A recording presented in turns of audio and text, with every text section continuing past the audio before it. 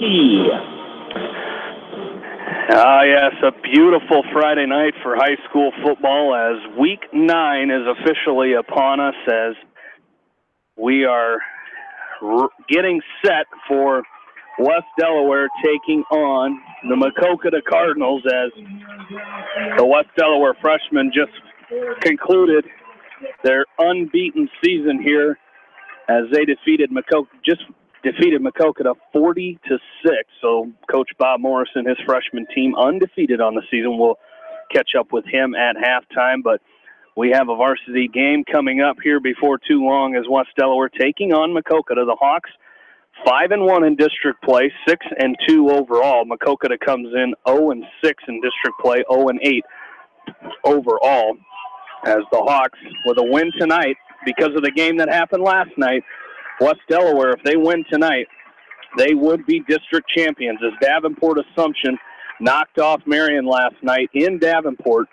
Final score of that game last night was 49-21. So with a win tonight, the Hawks would win the district title, and it would be their 10th straight playoff appearance, 4th district title in a row, and would be 6 of the last 8 years the Hawks would be district champions. As with having that loss last week, the Hawks are, as we mentioned, 6-2. They lost 16-14 against Marion last Friday night.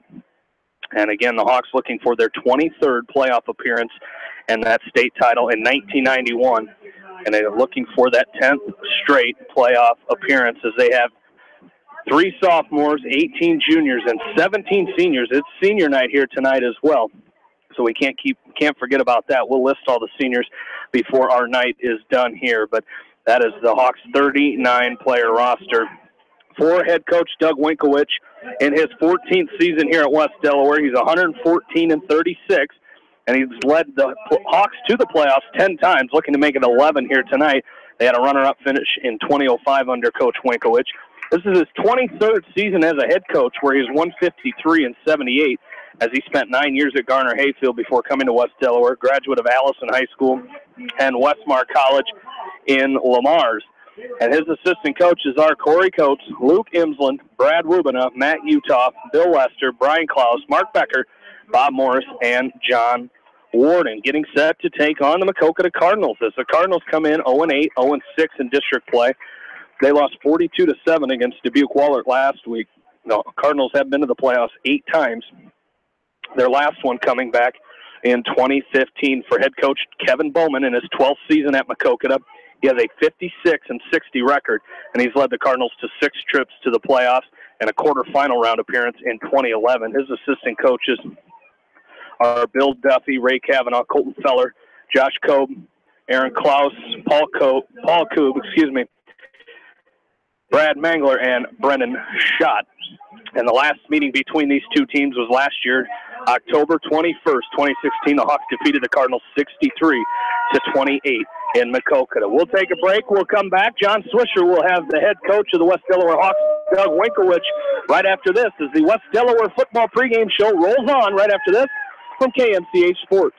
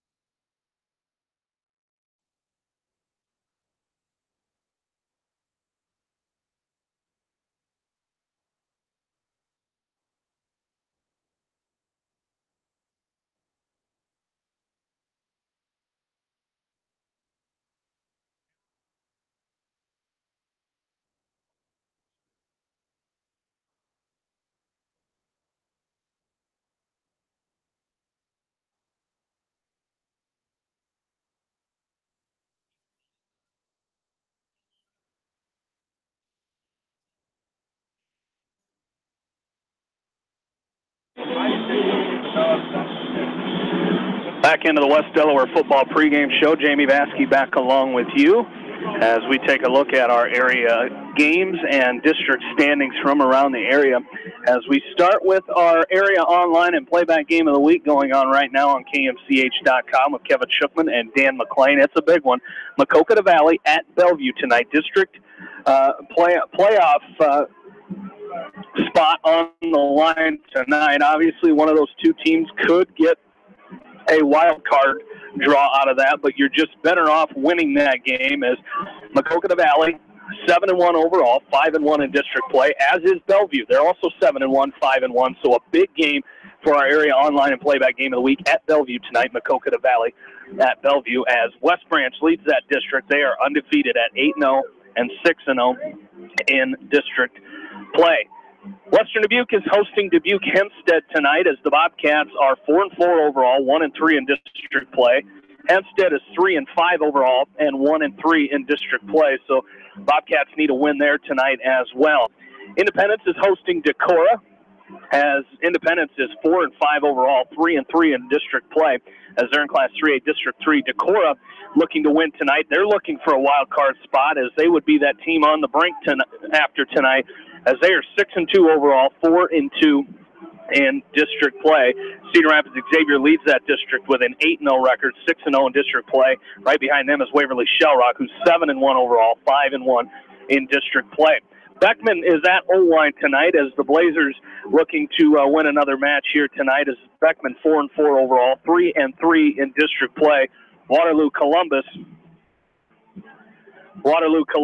is 1-7 overall, 1-5 in district play. And the top of that district is Cascade, as they are 8-0 overall, 6-0 in district play. They're taking on Union tonight. That's a big matchup for the Cougars, who moved up to second ranked this week. They were third last week. They jumped ahead of PCM Monroe and Mount Vernon. They jumped above Mount Vernon, who was number 2 last week. Mount Vernon has a big game tonight with Williamsburg, who's ranked number 6. So that's number 3 and number 6 tonight. But Cascade looking to beat Union tonight, who was ranked earlier in the season before a loss to Waukon. So should be a tough matchup there for Cascade tonight. We'll see how the Cougars do in that one. Beckman, I mentioned Beckman is playing Columbus. They are playing O-line tonight. O-line is winless, 0-8, 0-6. Monticello is hosting Columbus as the Panthers are 4-4 overall and 2-4 in district play. Anamosa is at Northeast Goose Lake tonight as the Blue Raiders are 4-4 overall, 3-3 in district play, as taking on Northeast Goose Lake, who is 1-7 overall, 0-6 in district play. East Buchanan is at Starmont tonight. East Buchanan needs to win to assure themselves that district title, as that district runner-up, as they should be in already, as they have the head-to-head win over Alburnett. The Buccaneers are 7-1 overall, 5-1 in district play. Starmont 0-8 and 0-6 in district play. Edco is at Lisbon tonight. Edco is 3-5 overall, 2-4 in district play. Lisbon is 5-3 overall and 3-3 in district play. And Northland is at Wapsie Valley tonight, as Northland is 5-3 overall, 3-3 in district play, as Wapsie Valley is 8-0 overall, 6-0 in district play. We're going to take a break and come back for the start of this game right after this. You're listening to the West Delaware pregame show from KMCH Sports.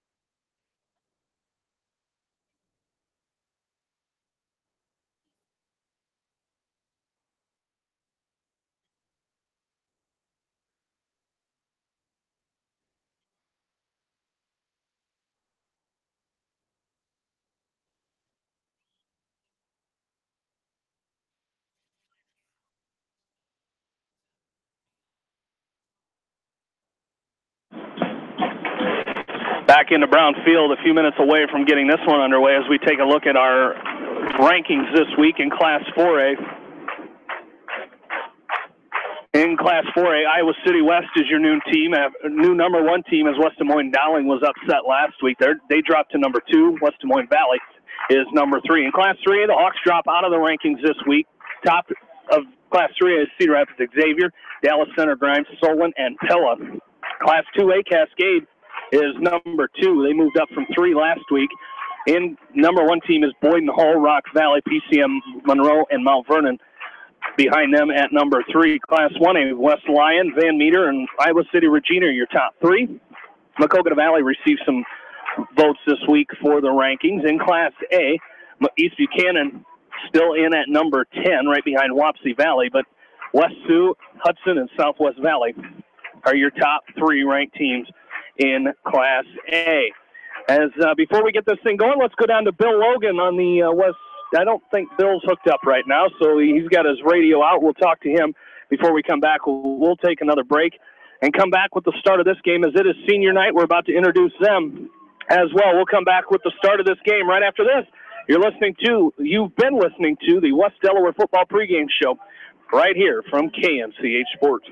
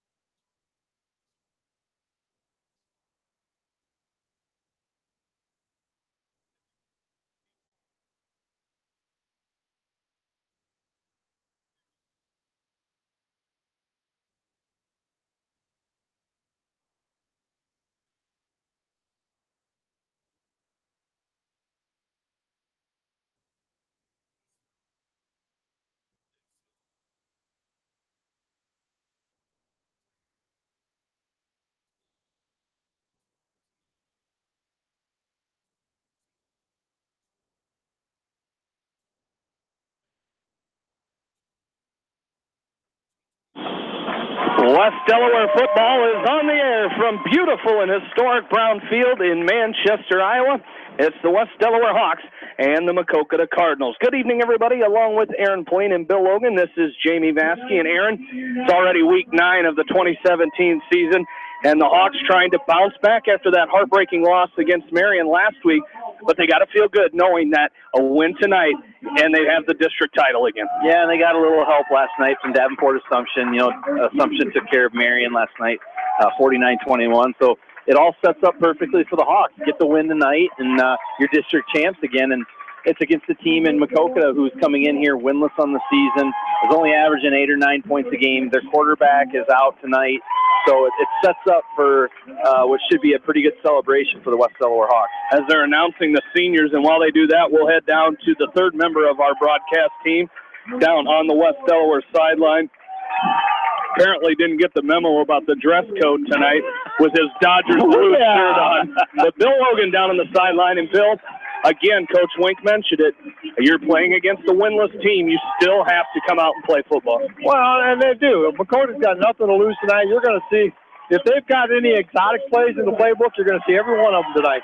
Fake punt, fake field goal, double reverse, flea flicker, everything. If they've got anything, they're going to have to try it because the Hawks, you know, this is senior night. Those seniors out here, you know, Coach thanked them for all their efforts for football since the 5th grade season and, you know, sticking with it and being a part of this thing and, you know, being part of the 4 district championships in a row, you know, and all this stuff that you play for on Brownfield.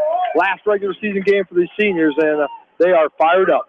Well, they are, and they just got announced there as not doing the honorary captain tonight because they're letting the seniors be the captains tonight. As out there tonight, it looks like we've got Tyler Kelly, Harrison Goebel. Well, Nick Casey is not a senior, but he's out there, and Isaiah Himes out there. But, you know, this is their last regular season game here at Brownfield. That's for sure.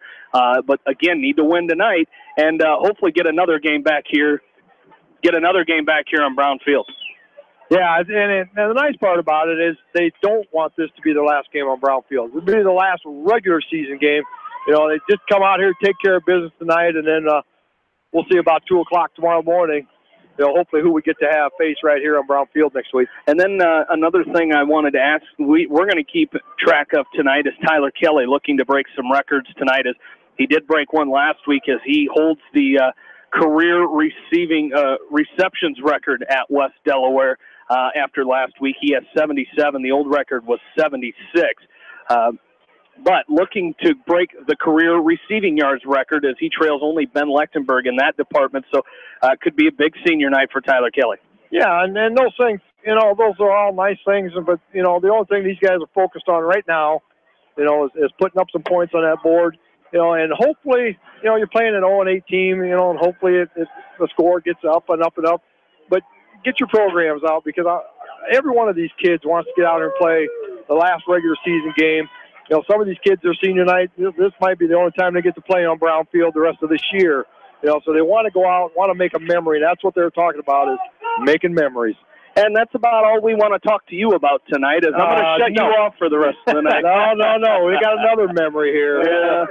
Well, congratulations. You and your LA shirt down there on the sideline. I tried confiscating it from you before this game started, but you were quick to notice that. Yeah. As I will pay my dues. I know as excited as you guys were last year because that's how excited I am this year. And well deserved. I mean, it was. You guys had a great year last year. We're this year's last year's Cubs. You've got a very good baseball team, and even guys like Kike Hernandez can come off the bench after not playing much during the series and hit 3 home runs and 7 RBIs and a grand slam and all that. The best part about that is you got to go to Chicago last night and witness it. That was even better. Hey, I sent you a video of your team celebrating. You did. That was awesome. I'm a nice guy like that. Well, Bill, you did an awesome job. Have a good game tonight. Yeah, you guys too. Bill Logan down on the sideline tonight and every night for us. For West Delaware football, the Hawks will receive the opening kick, as when they come out, they will have up front a couple seniors on that front line for the Hawks. Is Reed Hogan, a senior playing left tackle for the Hawks.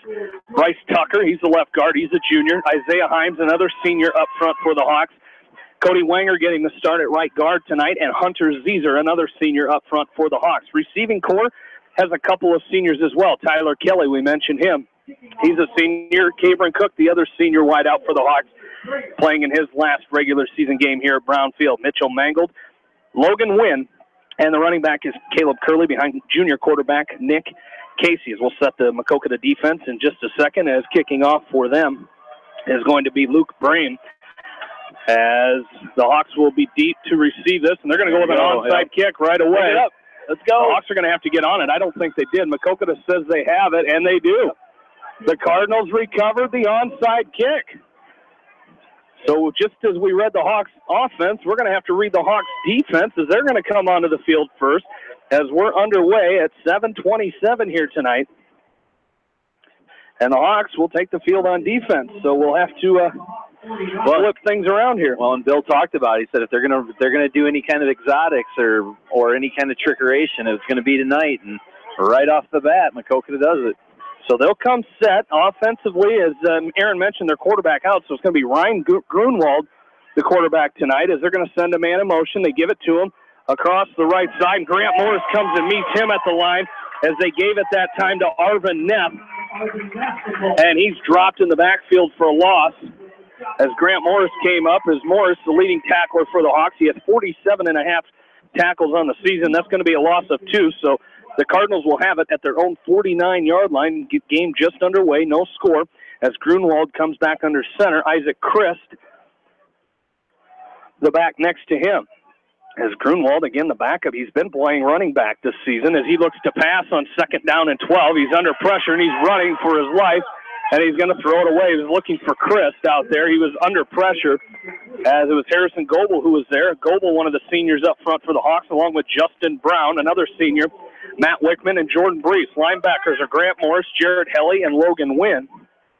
Your corners are senior Tyler Kelly and junior Mitchell Mangold. Drew Womana, the senior free safety for the Hawks, and Cabron Cook getting the start tonight in place of Gavin Soppe, who injured that shoulder, dislocated his shoulder last week. They were able to get it back into place, and he's healing and hopefully ready to go next week as Gronwald has it. 3rd down and 12. He drops back to pass, rolls to his left under pressure, and he's going to just throw it out of bounds again as Jared Helly runs him out of bounds.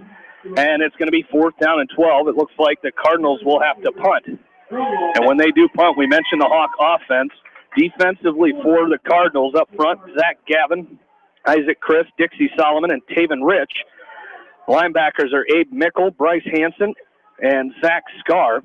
And the cornerbacks are Arvin Neth and Richie Atkinson.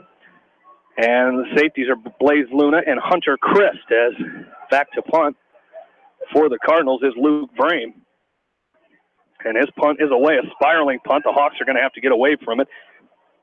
This is going to bounce at about the 27-yard line and roll all the way down inside the 5 to the West Delaware 1-yard line. A good punt that time by Luke Brame. As Brame coming in, 38 punts for 1,086 yards. That's 28.6 average along a 63. I'm not sure how long that one was, but the Hawks will take over on offense for the first time from their own 1-yard line. You really like to see the Hawks just establish right away here that maybe that ground game and then open up that passing game, so get that balance that Coach Wink talks about. They're going to line up under center, I formation. Brees, the fullback, they give it to him right up the middle. He's out to the 4-yard line as he's tripped up out there by Abe Mickle. As Mickle, their leading tackler on the season, comes in with 43.5 tackles for the sophomore. As Mickle makes the stop that time, it's 2nd down and 8, a pickup of 2 for Brees. Hawks come set. They give to Curley this time. He's got a big hole up the middle. He's out near the 15-yard line, and that'll be good for a West Delaware first down. So Caleb Curley with the first down of this game. And the Hawks moving the ball. You mentioned that run game. They're going right to it. Well, and the offensive line did a great job of just creating a big hole between the left guard and left tackle. The Hawks stay in the I formation. Casey looks to pass, looking to his left, now across the middle, and nobody home, looking for Cabron Cook across the middle. As that falls incomplete. Out there on the coverage that time was Richie Atkinson and Hunter Christ. So it falls incomplete. No score here, first quarter, 10:15 left to go. The Hawks have it, 2nd down and 10 from their own 15-yard line.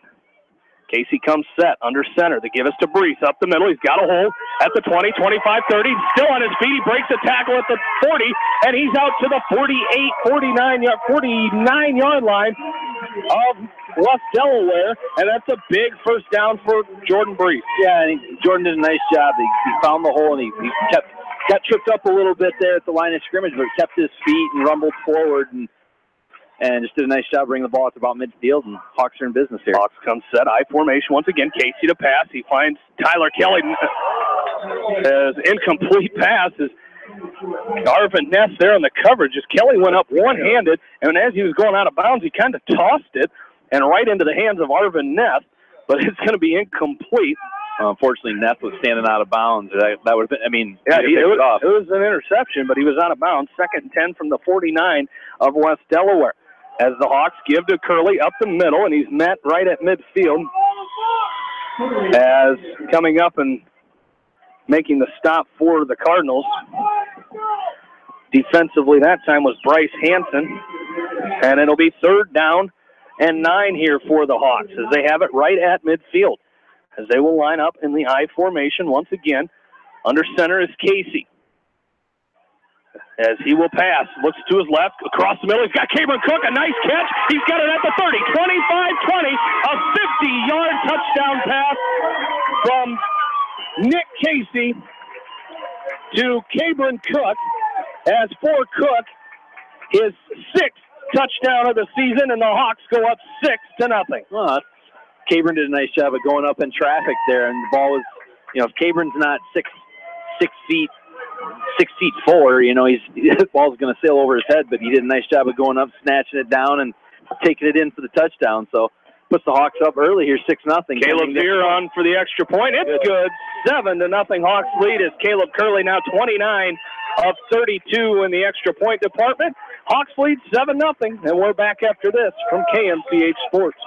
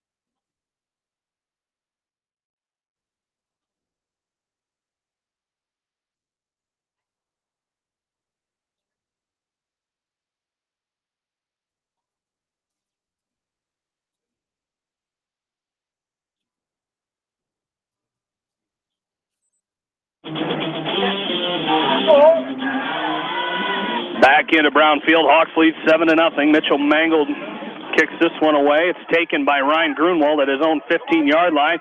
He's going to be tripped up there. Nice job by the Hawks that time, is getting down there and making the stop for the Hawks was Joey Senny. Joey Senny makes the stop for the Hawks.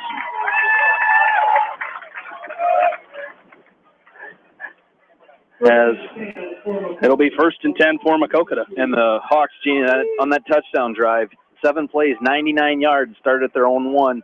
The 50-yard touchdown catch from Nick Casey to Cabron Cook puts the Hawks up with the extra point, 7-0 with 9:17 in the first. Cardinals come set. They're going to pass as Grunwald looks to pass, rolls to his right, throws, and that's incomplete. Threw it to the sideline, and that falls incomplete. Ryan Grunwald, we mentioned, his parents must be Cubs fans, because normally people who have their name spelled like Ryan Sandberg are usually Cubs fans. Is Bill wearing a Cubs shirt? Oh, no, he's not. It's blue. I couldn't tell. He wanted to, but the only thing he could find was that Dodgers one in his closet, I think.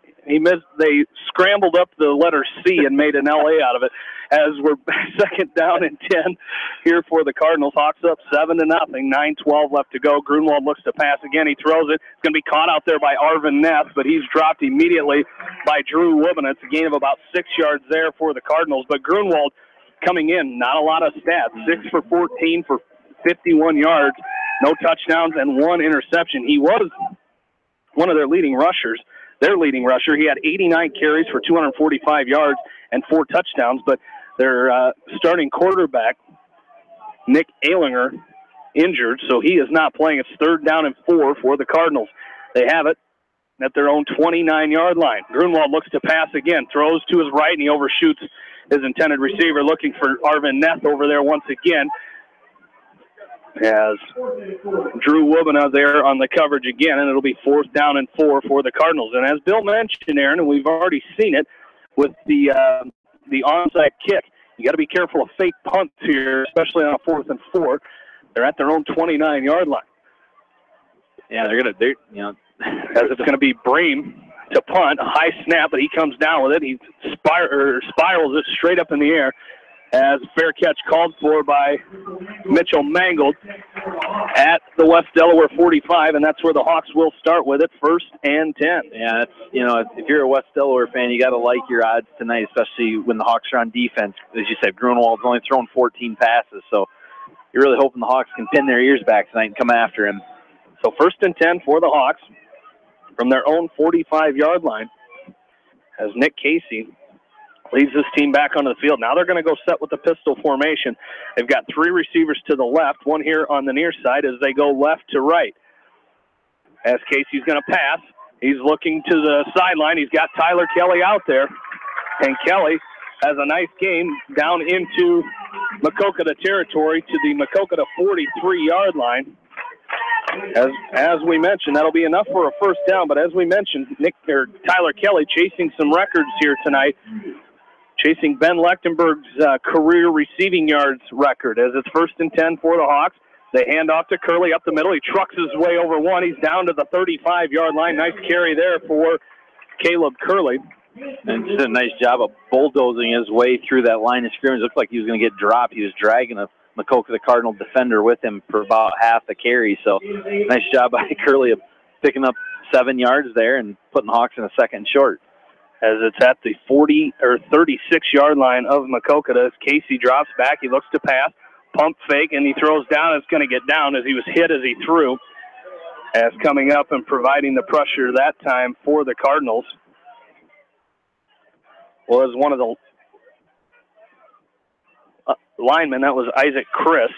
It'll be 3rd down and 2 for the Hawks at the Maquoketa 36-yard line. Hawks lead it 7-0 with 7:34 left to go in this 1st quarter. They give to Curley up the middle. He's got the 1st down, still on his feet. He's at the 20, down to the 15.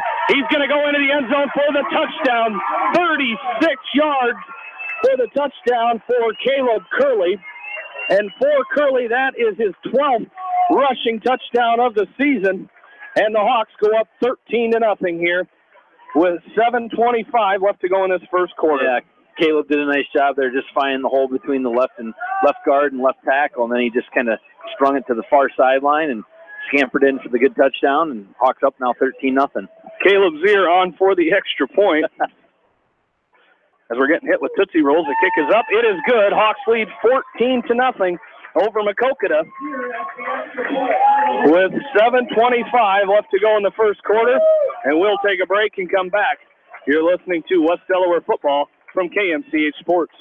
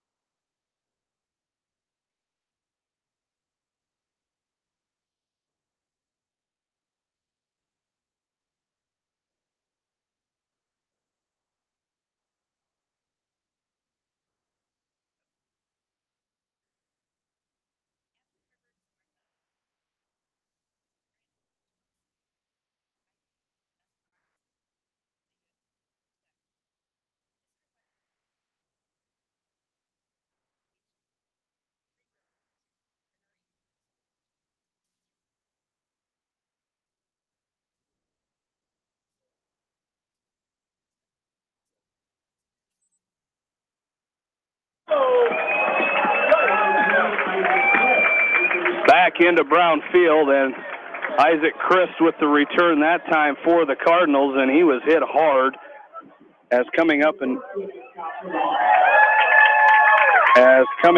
was, I believe that was Cale Rempe on the stop for the Hawks. That was a heck of a hit. Hawks lead 14-0. And that touchdown drive, Jamie, by the Hawks, 4 plays, 55 yards, took 1 minute and 7 seconds off the clock. Caleb Curley with a 35-yard touchdown run puts the Hawks up now 14-0 with 7:20 to go in the first. Brian Grunwald comes set, shotgun formation. He throws it, almost intercepted as Tyler Kelly gets a little shove after he knocked that one out. Luke Brame was the intended receiver. Kelly almost picked it off. Hawks lead it 14-0. 7:15 left to go first quarter. Don't forget, stay tuned to KMCH after tonight's game for our area online and playback game of the week, as tonight it is Maquoketa Valley at Bellevue. Playoff implications on the line there, as it's currently 13-0 in favor of Bellevue in the first quarter. East Buchanan leads Starmont 28-0 also in the first quarter. Grunwald is going to keep it himself, or did he give it to Chris? No, kept it himself. It was Grunwald as he's wrapped up there. As Harrison Goebel makes a stop for the Hawks, they're out to the 36-yard line. And you can definitely tell Grunwald feels much more comfortable carrying the ball as a running back than he does throwing it. He's kind of got happy feet back there. So, and the Hawks are doing a good job of pressuring, especially on the edges with Goebel and Jordan Brees. So just got to keep bringing the pressure if you're this Hawks front four, and hopefully, depend on those linebackers and secondary to keep the guys covered coming out of the backfield. It's 3rd and 5 for the Cardinals. As Grunwald comes set, he passes to the far sideline, and that is going to be incomplete, intended for Arvin Neff, as Mitchell mangled on the coverage for the Hawks. And it'll be 4th and 5 for the Cardinals. Hawks have 10 starters that are seniors here tonight playing on senior night here. 5 of those are on offense, 7 on defense. 2 of them play both ways, and that is Cabron Cook and Tyler Kelly. As Luke Brame will punt away again here for the Cardinals as there's a penalty marker down. And that's going to be offsides against the Hawks. That'll be close to a first down. Be real close to a first down here for the Hawks. And it will be. So, you know what makes me happy about that first down? The only thing about that first down? What's that? Is the guy that has to walk all the way back from over here, getting ready to get a punt, has to walk all the way back over to the line of scrimmage now. That is at the 41-yard line of Maquoketa. But the Cardinals do pick up their first down of the game via the penalty against the Hawks. And Coach Winkowicz wants an explanation on that. And he will get one, whether he agrees with it or not, but the Cardinals will stay on offense. Here's Grunwald, comes set with Chris next to him. They're going to run option. They're going to pitch it to Chris, left side, and he's met. Grant Morris met him right around the line of scrimmage as Grant Morris, seen a lot of him this season. He's having a great senior campaign. Gain of about a half a yard there. It'll be 2nd down and 9. You and I, Jamie, have been doing games for 10 years now, and it seems like every year the Hawks have a linebacking core that just pushes that option play to the sideline, does a good job of stretching it out and forcing the ball carrier to the perimeter, to the sideline. They just always play that option play very well. 2nd down and 9. Hawks lead 14-0. 5:49 left to go in this first quarter. They're going to roll to the right. Is Grunwald, and he's got to get rid of it, and he's going to throw it deep down the field. Actually threw it into the Cardinal stands as it'll fall incomplete. It's 3rd down and 9 upcoming for Maquoketa. Their leading receiver, we've seen him go for Arvin Neff a couple times here. He's leading the team, 23 receptions for 198 yards and 1 touchdown, 8.6 yards per catch. They're going to need him here as it's 3rd down and 9. Upcoming for the Cardinals. They'll go trips to the right. Single back in the shotgun with Grunwald is Christ. One man here on the near side of the field is Hunter Christ. They're going to throw to Hunter Christ, and he overshoots him as Tyler Kelly was right there on the coverage for the Hawks, and it'll be 4th down and 9. As the Cardinals going from our right to our left in their road white uniforms, the white tops with the red numbers on them, solid red trousers, the white helmets with the Cardinal logo on the side. The Hawks in their home black uniforms with the gray numbers and orange trim, gray trousers, long black socks, and the gray helmets with the black WD on the side of it. As Brame will punt away again here for the Cardinals as he rolls a little rugby-style kick as he punts it, wobbler, at the 45-yard line, and the Hawks picked it up. It's Cabron Cook. He picked it up, and he's going to go down the sideline, and he's going to take it in for the touchdown. So the ball was wobbling around. Nobody was falling on it for Maquoketa, so Cabron Cook picks it up. There is a penalty marker down. That was on the punt. And he didn't call fair catch either. It's a legal procedure against the Cardinals. The Hawks will decline that. Cabron Cook. Is that about a 52-yarder? Yeah, about 52 yards. I'm not sure what Bill had for that.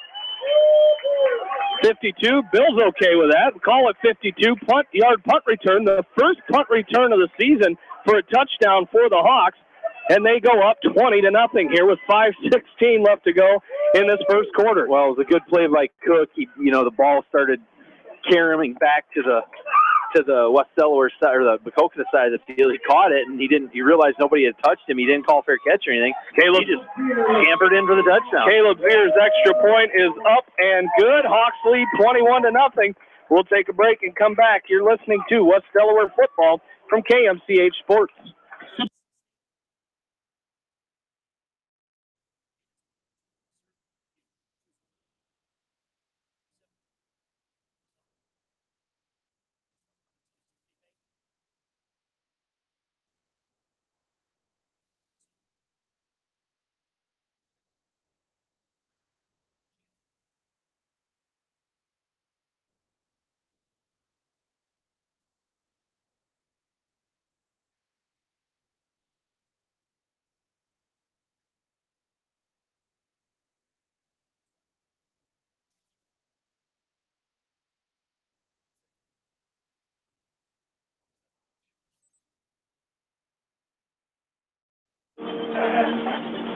The Hawks scoring is fast and furious here tonight. 21-0 they lead it as we're back to Brownfield. Jamie Vaskey, Aaron Pleen, and Bill Logan back with you as it's going to be Ryan Grunwald on the return from his own 12-yard line.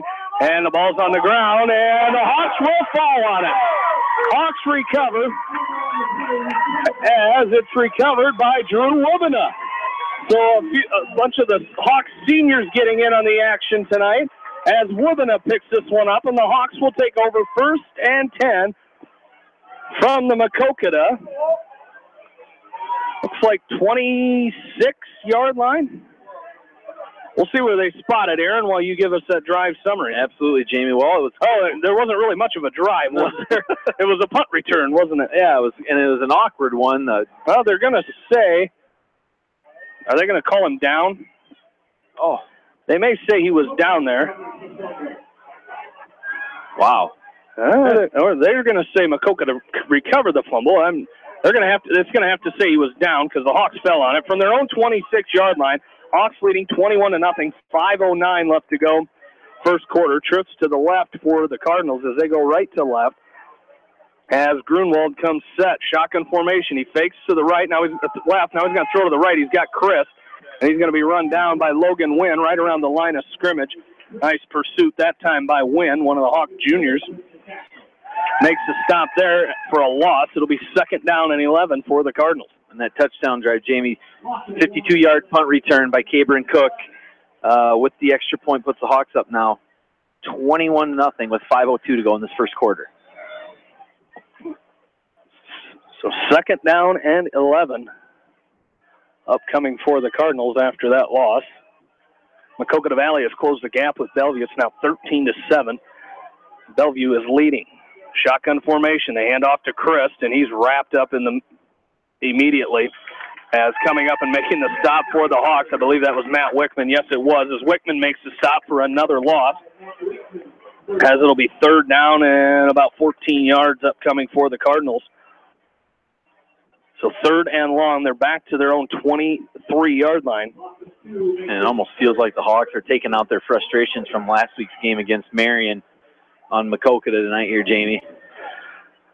So here we go. 3rd down. They're going to call it 13 here from their own 22-yard line. As Grunwald looks to pass. Now he's going to roll to his left. He's under pressure, and he's going to go down.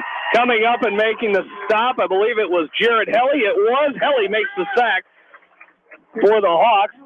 His first of the season. He came into the night with 20 tackles. Another one of the seniors. We mentioned the seniors getting in on the action tonight. Jared Helly, another one there, makes the sack, and it'll be 4th down.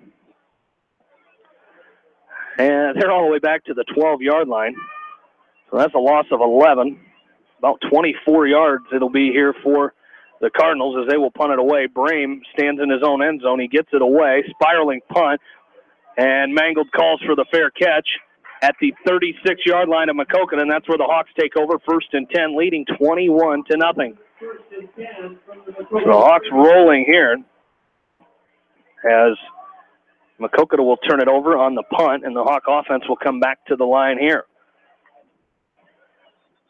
And the Hawks control their own destiny. A win here tonight, and they are district champs for the 4th straight season.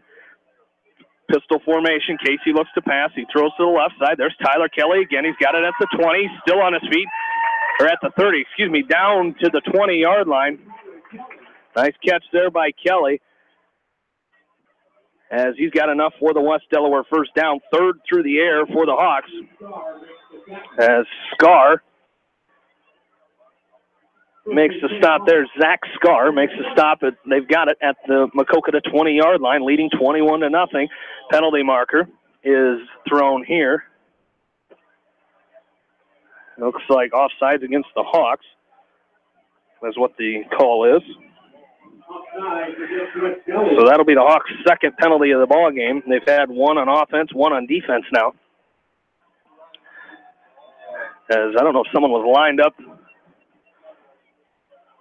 Not sure if someone was lined up on the offsides to start, so it'll be 1st and 15. The fake to Curley. Casey throws it down the middle of the field. He's got a man wide open in the end zone. I believe it is Mitchell Mangold. It is. Hawks in for the touchdown. A 25-yard touchdown pass from Tyler Kelly, or from Nick Casey, excuse me, to Mitchell Mangold, and the Hawks go up 27-0. Here with 3:14 left to play in this first quarter. And I watched Casey stand in the pocket there, Jamie. He took a pretty good pop there. But what a great job of him by Casey. He was just stepping up. He knew he was going to get hit. Threw a dime right to Mangold for the touchdown. Caleb Zier's extra point is a line drive off of the lineman. But the Hawks lead 27-0. Here in the first quarter, 3:14 left to play, and we're back after this from KMCH Sports.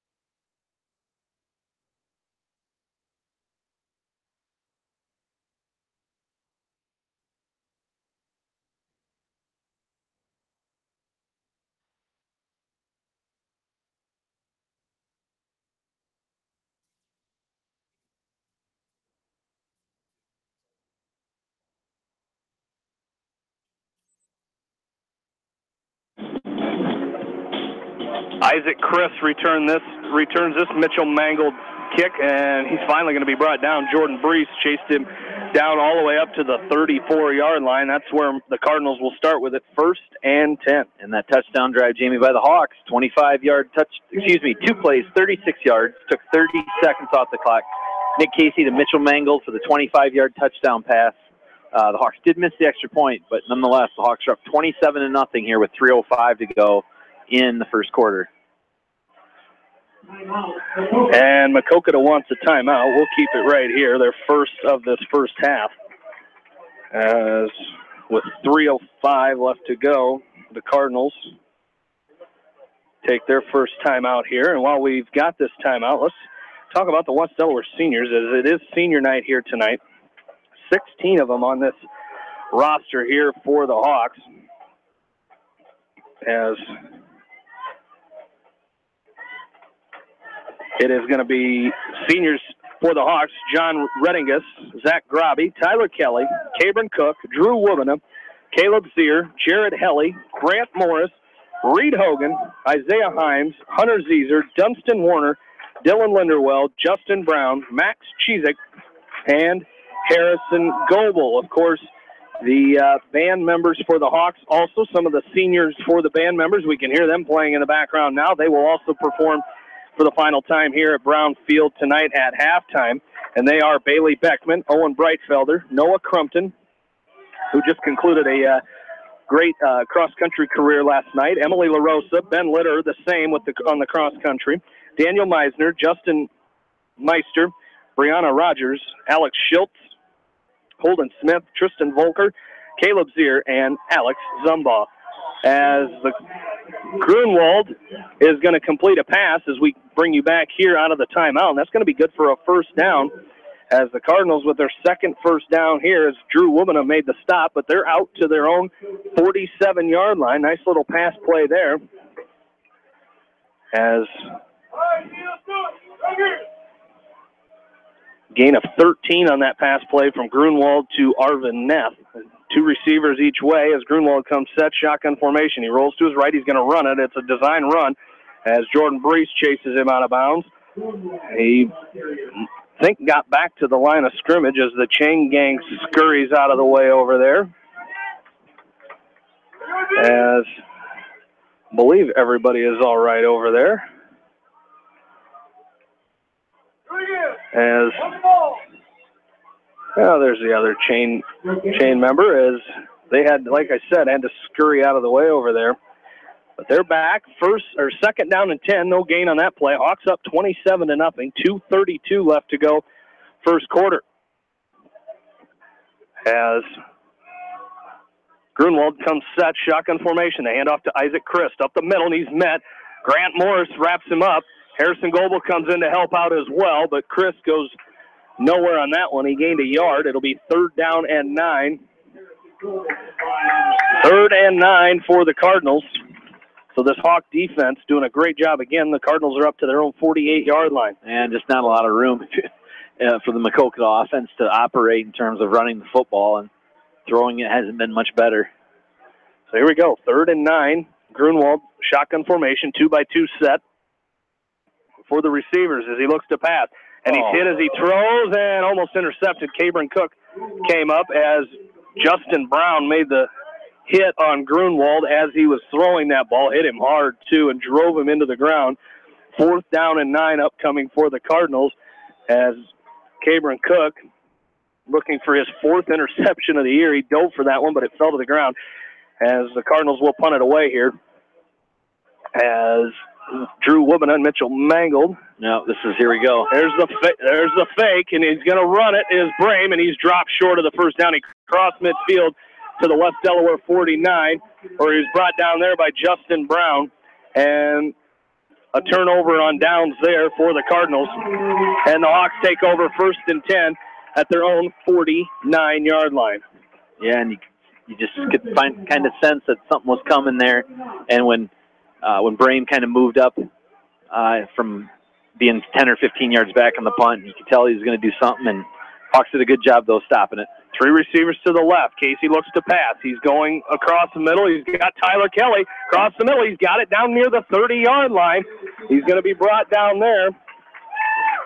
Brought down that time by Abe Mickle. And Tyler Kelly with a nice reception there. That's a first down for the Hawks. 1st and 10. They're 4th through the air in this first quarter.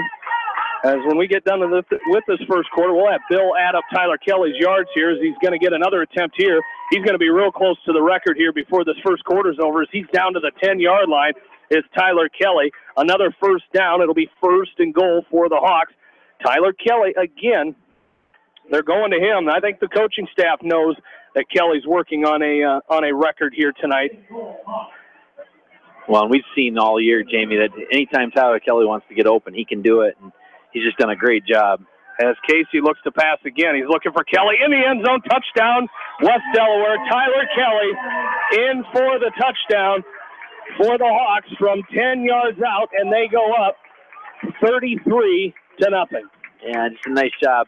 Tyler got good position on the defensive back and kind of boxed out the defensive back, and Casey zipped one in there. And we've heard that connection once or twice this year. Casey to Kelly, and Hawks up now 33-0 pending the extra point. Well, Tyler Kelly had 1,204 rushing yards or receiving yards on his career as Caleb Zier puts the extra point 34-0. He had 1,204 career receiving yards. Ben Lechtenberg has the record with 1,256, so he's going to be really close after that drive. We will take a break and come back. Hawks lead 34-0. 1:02 left to go first quarter, and we're back after this from KMCH Sports.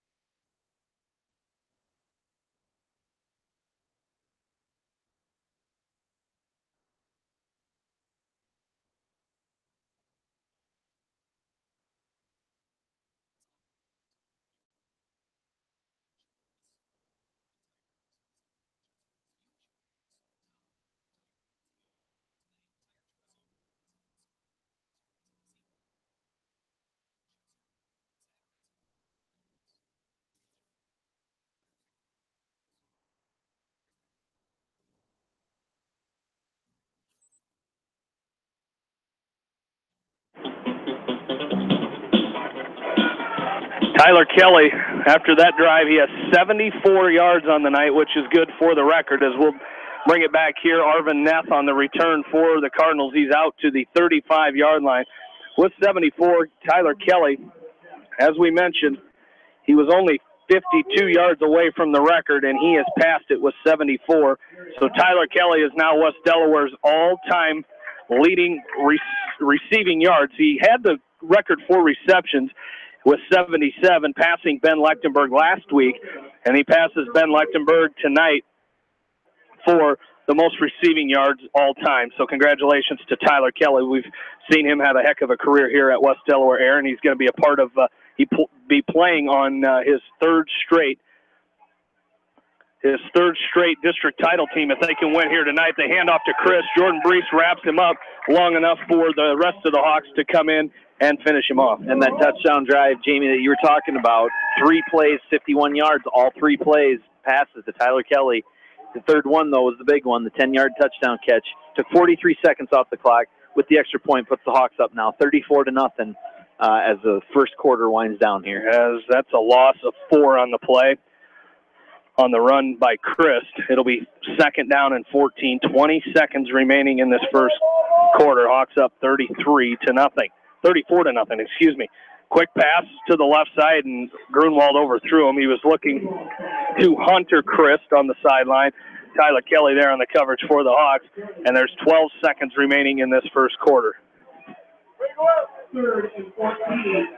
Oh, boy. As we discussed in our pregame, Aaron, how Bill discussed it. He's going to go try to find as many Dodgers fans down there on the sideline as he can. He's going to do just like player interviews right after the game, except he's going to do fan interviews of Dodgers fans that he can find. Grunwald looks to pass, 3rd and 14. Now he's going to tuck it and run it. He's going to be wrapped up short of the line of the original line of scrimmage. I believe it was Harrison Goebel who chased him down from behind, and that's how the first quarter will end. 34-0. Hawks lead it. We bring you back for the second quarter. After this, you're listening to West Delaware football from KMCH Sports.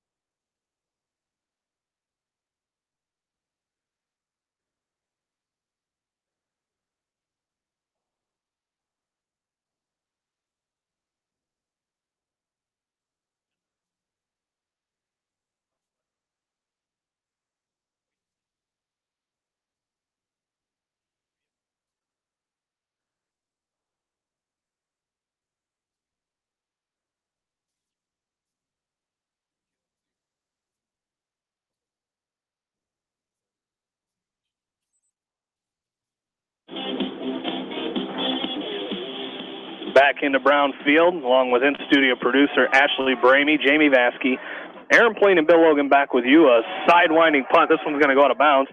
No, it did not go out of bounds. It bounced inbounds, but it's going to be picked up by the Cardinals at their own 46-yard line, and that is where the Hawks will start with it here. 1st and 10. So the Hawks will have it 1st and 10 at the Maquoketa, call it 45-yard line.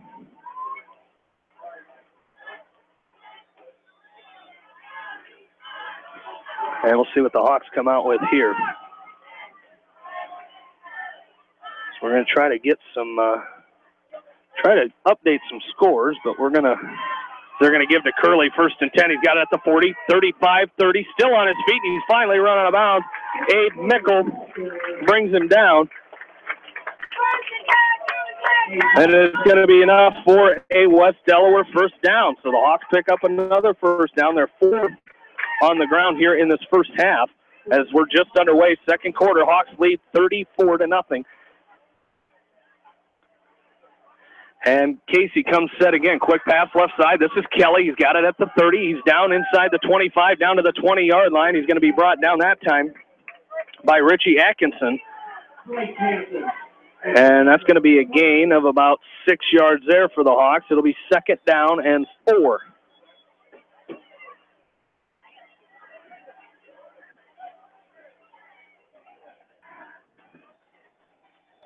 As they're going to give him 7, it'll be 2nd down and 3. They call it. The handoff to Curley up the middle. He's got it at the 15-10. Down into the end zone. Caleb Curley from 20 yards out. And the Hawks go up 40-0 here with 11-12 left to go in this second quarter. Yeah, just pretty easy running, pretty easy sledding there for Caleb Curley, just right up the middle. I don't even know that he was touched. Great job by that West Delaware offensive line, just opening up a great big hole. And Caleb saw it as soon as he took the handoff from Casey and puts the Hawks up 40-0 pending the extra point.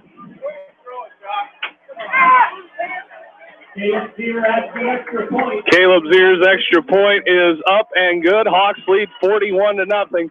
We'll take a break and come back. You're listening to West Delaware football from KMCH Sports.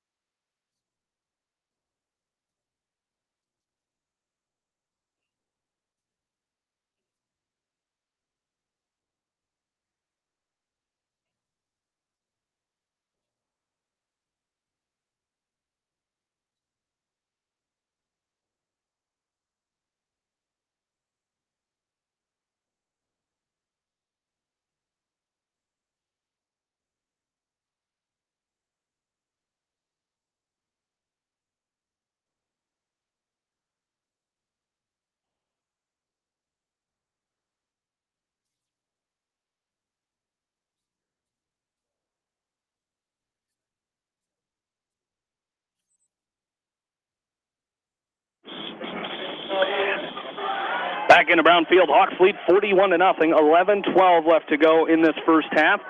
Mitchell Mangold set to kick off for the Hawks.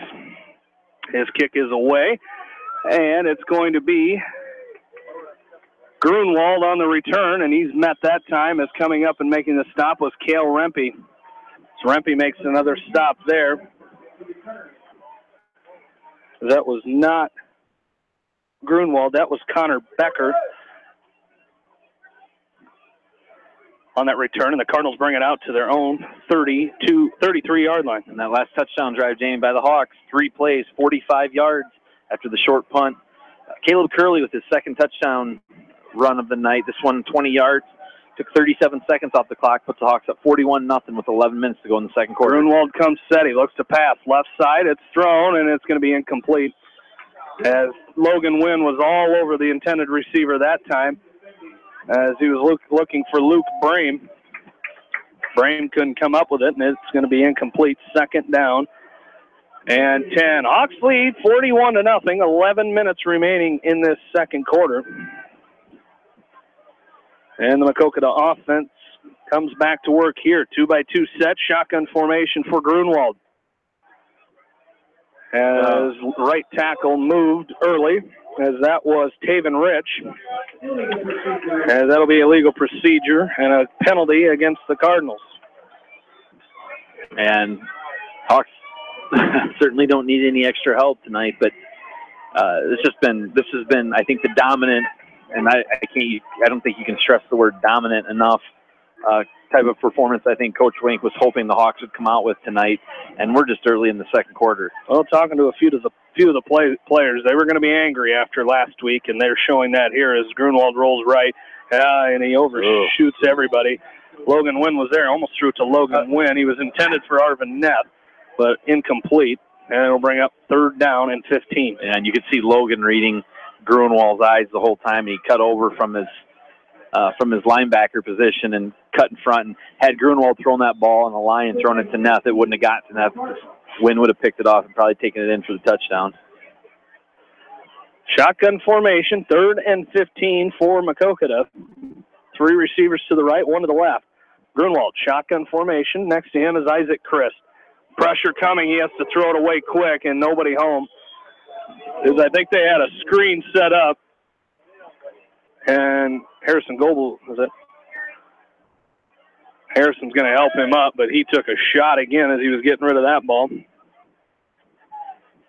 it's going to be 4th down and 15 upcoming for Maquoketa.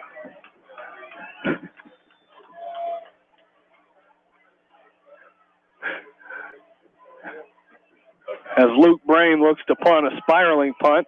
Fair catch called for by Mitchell Mangold at his own 46-yard line. And that's where the Hawks will take over 1st and 10. So the Hawks lead it 41-0.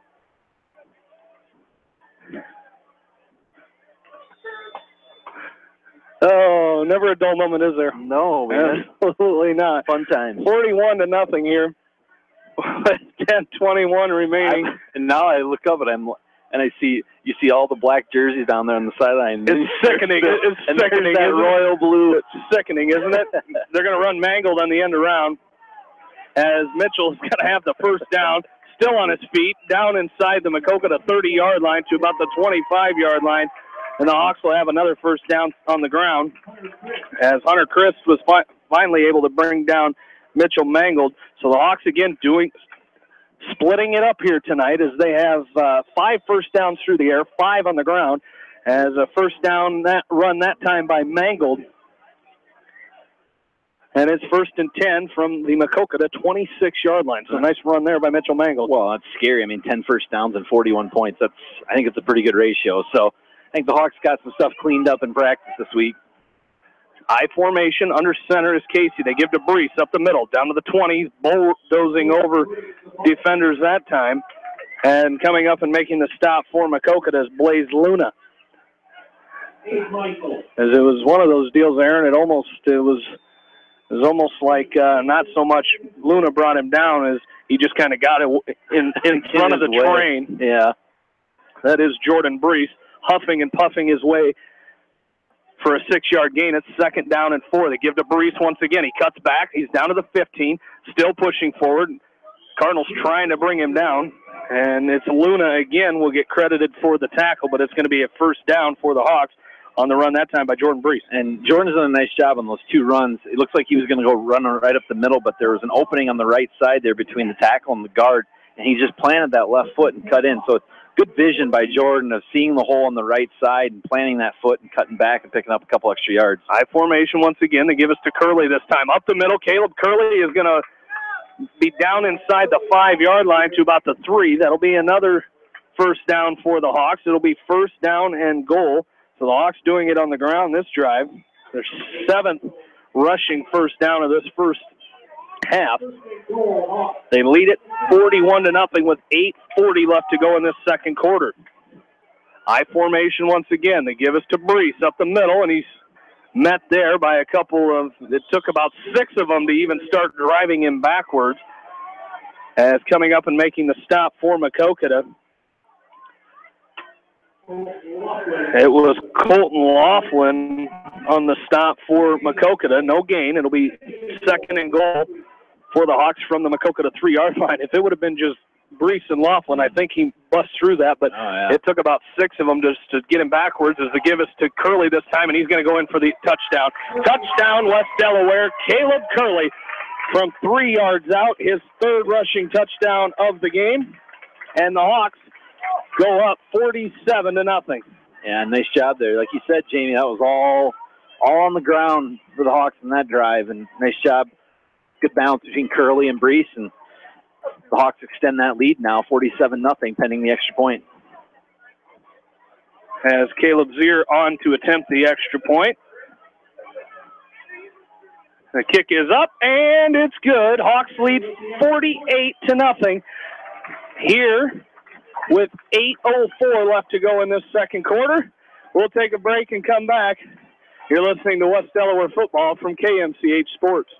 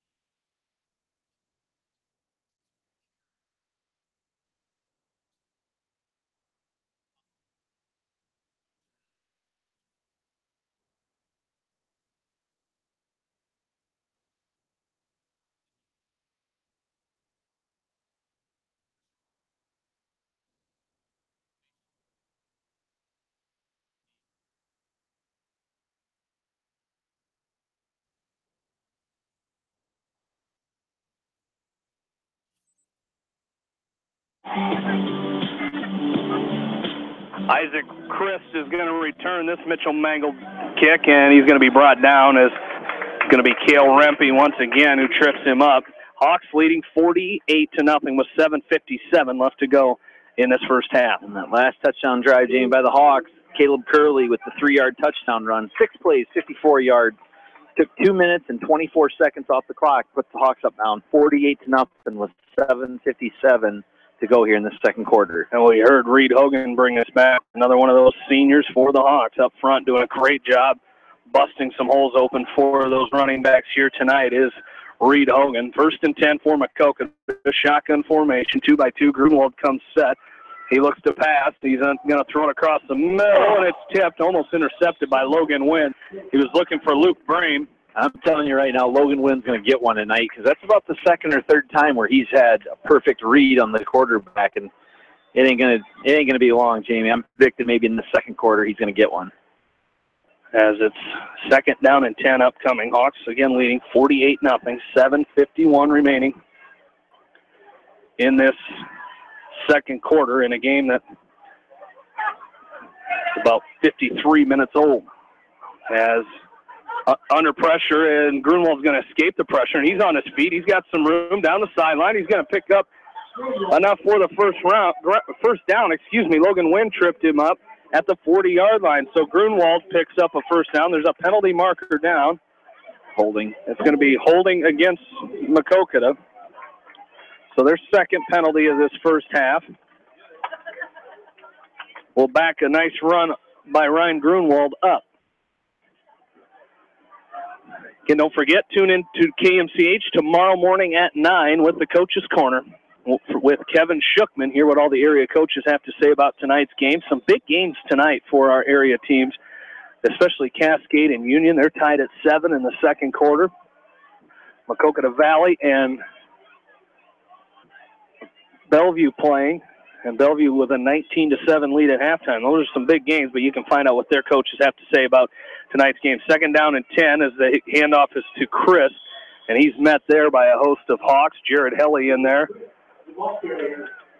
and Grant Morris in there as well. As Grant Morris providing some heat in the backfield there for the Hawks. Is second or third down. They had 10. It's not second and 10. It's third and about 30. Yeah. So they got to get out to about the 37-yard line. And they're at they're right at the 10. So it's about third and about 27 yards. As Grunwald looks to pass, he's going to throw it out of bounds. Threw it right to Greg Lammers on the sideline. Surprised he wasn't aiming for the guy in blue down there on the sideline. That guy, he kind of sticks out a little bit there. Like you said earlier, Aaron, you've got those the black jerseys, and then the coaching staff has the shirts with the gray upper half and the black lower half, and then all those guys, and then the one guy in blue. I have to confess, though, if the Cubs were in the World Series, I'd be down there wearing my blue, too. So yeah, I'm sure you would. As Luke Brame is going to punt this one away. A nice punt, spiraling. Mangold is going to call for a fair catch. He'll catch it at the Maquoketa 41-yard line. It's a nice starting field position once again for the Hawks as they lead it 48-0 with 6.5 minutes left to play in this second quarter. Scoring tonight for the Hawks has been a little spread out as well. Caleb Curley with 3, Cabron Cook with 2, Mitchell Mangold and Tyler Kelly both have 1 on the night for the Hawks. As they will come set first and 10 at the Maquoketa 41-yard line. Coming up at halftime, we'll go through all those scores, area scores that we have. We'll talk Hawks in the NCAAs, and we'll hopefully talk with freshman coach Bob Morris as Casey. I think there's some miscommunication there between him and Brees, but Casey is going to take it himself. And coming up and making the stop for Maquoketa that time was Taven Rich. But it's still going to be a gain of 4 by Nick Casey. It'll be second down and 6 for the Hawks. And even on a miscommunication play, the Hawks still pick up 4 yards, and which is a respectable amount. So good job by the Hawks. As the give is to Brees, as he's down to the 36-yard line. It's a gain of about 1 yard there. It'll be third down and 5 upcoming for the Hawks, as he's down to the 36-yard line of Maquoketa after that run. The Hawks come set, 2 receivers to the right, 1 to the left, and an I formation set under center. They pitch to Curley, right side. He's got it at the 25-20, cuts back at the 15. He's going to stay on his feet, and Caleb Curley is going to go in for the 35-yard touchdown run, his 4th of the game, and the Hawks go up 54-0 with 5:24 left to go in the second quarter. And I think Caleb Curley broke about 7 tackles on that run, Jamie. Just a nice job. He kept cutting back towards the middle of the field after getting the pitch, and just did a heck of a job scampering in for the 35-yard touchdown run. Caleb Zier on for the extra point. Zier, another one of those seniors for the Hawks, and he hits a line drive up the middle and is no good. 54-0, Hawks lead it with 5:24 left to go in this second quarter, and we will take a break and come back. You're listening to West Delaware Football from KMCH Sports.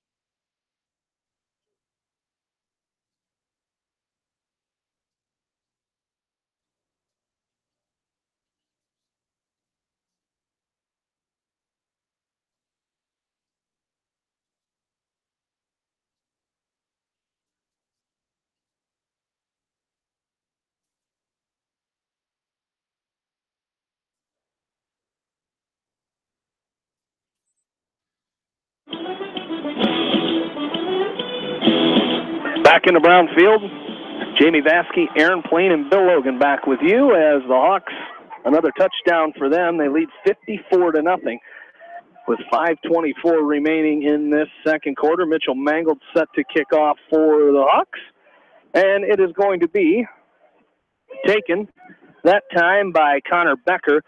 He's going to bring it out to about the 30-yard line is where they're going to stop him, call his forward progress dead there. And it'll be 1st and 10 Maquoketa at their own 30-yard line. And that touchdown drive by the Hawks, Jamie, 4 plays, 41 yards, took 1 minute and 7 seconds off the clock. Caleb Curley with his 4th touchdown run in this first half, 35-yard touchdown run. Hawks did miss the extra point, however, still up though big, 54-0 here with 5:17 to go in the second quarter. As Ryan Grunwald comes back out with this offense, 4 wide receivers, shotgun formation is Grunwald. He hands off to Isaac Christ up the middle, and he's met there. Harrison Goebel is going to drop him down. They're going to give him a gain of 1. It'll be 2nd down and 9. 0-0 in the middle of the 5th inning between the Yankees and the Astros tonight in the American League Championship Series. Again, that game is 3-2. Yankees lead that series 3-2. And the winner of that series will move on to play the Dodgers. The Dodgers in the World Series. Should be a really good World Series this year, too. I see him fist pumping. I'm going to ignore it. As the Grunwald fakes to Chris, he keeps it himself, and he's met down there. I believe that was Matt Wickman who wrapped him up that time. It was. As Wickman, the junior for the Hawks, coming in here with 15.5 total tackles, with 3 tackles for loss, 1 sack, and 1 fumble recovery. Is Wickman makes the stop. As see if we see any new Hawk faces in the lineup out there at this point that did not start. I believe I see Dunstan Warner is out there for the Hawks defense. Cabron Cook playing cornerback right now as Grunwald's rolling out. Now he's going to run it, and Grant Morris is going to wrap him up. Logan Wynn comes in to help out. He brings it out to the 35-yard line. It's going to be a gain of about 7 yards, but they're going to be short of the first down. It'll be 4th down. 4th down and about 4 yards here for the Cardinals. And the Hawks will send their punt return team back. Joey Sonny and Mitchell Mangles deep to receive for the Hawks. Luke Brame will punt it away for the Cardinals. Brame's punt, again, a little rugby style he goes with. Mangold calls for the fair catch. I don't think he touched any of the Hawks. I don't know how. Mangold ran away from it at the last second. Logan Wooden came up and had to get out of the way of it. But it's going to be picked up by the Cardinals at the West Delaware 35-yard line, and that's where the Hawks will start 1st and 10, leading 54-0 with 3:12 left to go in this first half. Has a couple other games at halftime. East Buchanan leads Starmont 49-0 at halftime. Bellevue leading Maquoketa Valley 19-7 at halftime. Cascade with a 14-7 second quarter lead over Union. Monticello leads Waterloo Columbus 6-0 in the second quarter. And North Lynn trailing Wapsie Valley 14-0. That game in the second quarter as well. As Nick Casey comes set under center. Behind him is Brees and Curley. The give is to Curley up the middle, and he's going to get it back to the line of scrimmage before he's brought down. As take a quick peek if there's any new Hawks in there on the defensive or offensive side for the Hawks. I think Tyler Langle is in there for the Hawks offensively. As Langle, a junior for West Delaware, I formation to give us to Curley once again. Or this is Mangold on the carry. Very shifty is Mitchell Mangold, and he's going to bring it out near the first down marker. I think he's got it.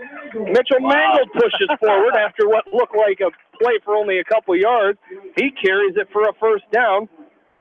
The Hawks' 8th rushing first down of this first half, and they've got it out to their own 46-yard line.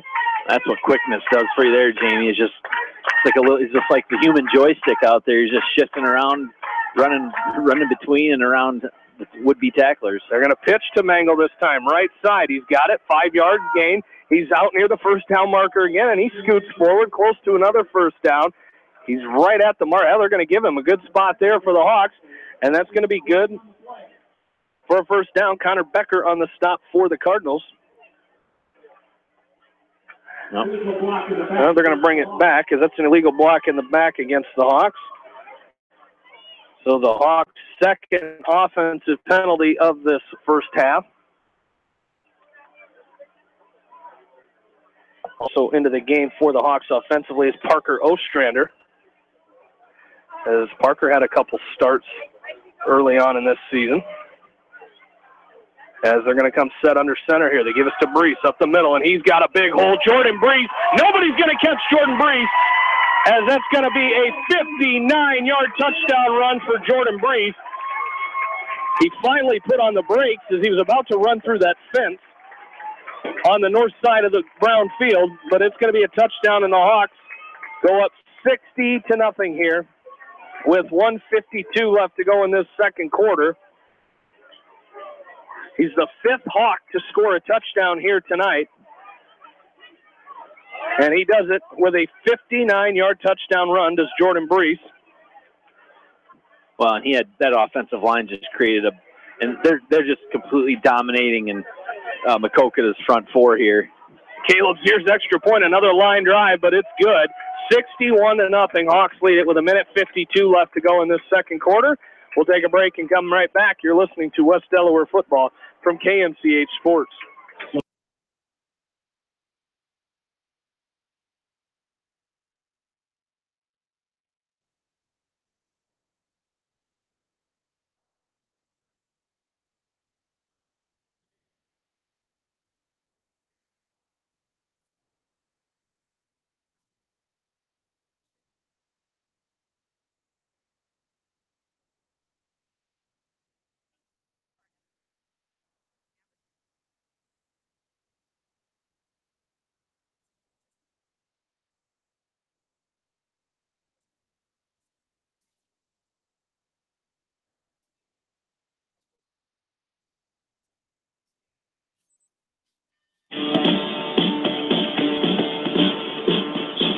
Another one of our Hawks seniors bringing us back in here to Brownfield, Jared Helly.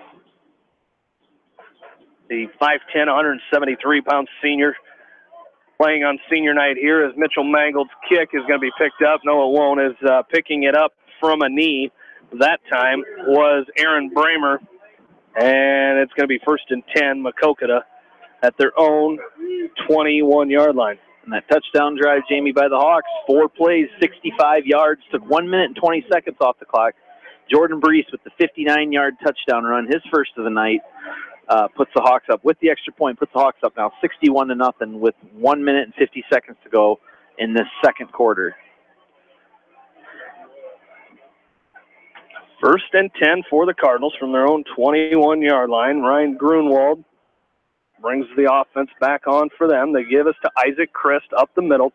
He's met there by a whole host of Hawks. Justin Brown grabbed a hold of his legs while Grant Morris came up and helped finish him off. And loss of a yard that time. It'll bring up 2nd down and 11 here for the Hawks as Derek Krogman has entered the game for West Delaware. As we see Dunstan Warner still in there for the Hawks. Joey Sonny in there as well. Other than that, it's most the same starting defense for the Hawks. Shotgun formation is Grunwald. He's going to run option. He keeps it himself up the middle. Nice little hole for Grunwald here as he brings it out to near the 30-yard line. It's going to be a couple yards short of the first down. Nice little pickup there by Grunwald. Gain of about 7 yards. It'll be 3rd down and 2. Just under a minute left to play here in this second quarter, and the Hawks lead it 61-0. In that 35-point rule will come into effect in the second half as the clock will be continuous, only stopping for touchdowns and timeouts. I think it stops for penalties as well as Grunwald tries to keep it himself as he's met there by Harrison Goebel. Didn't have to even bring him down. They just stood him up. Loss of 3 on the play. It'll be 4th down and 5 for the Cardinals as they send the punt team in, as it's going to be Sonny and Mangold back to return. Are they not going to have to punt? No, they're not going to have to punt, and they won't. That's going to do it for our first half. Hawks lead 61-0 as Hawks lead it. We'll talk to Bob Morris when we come back. Take a look at our Hawks in the NCAAs and go through our area scoreboard. When we come back for halftime, you're listening to it here on Eastern Iowa Sports Station, Mix 94.7 KMCH.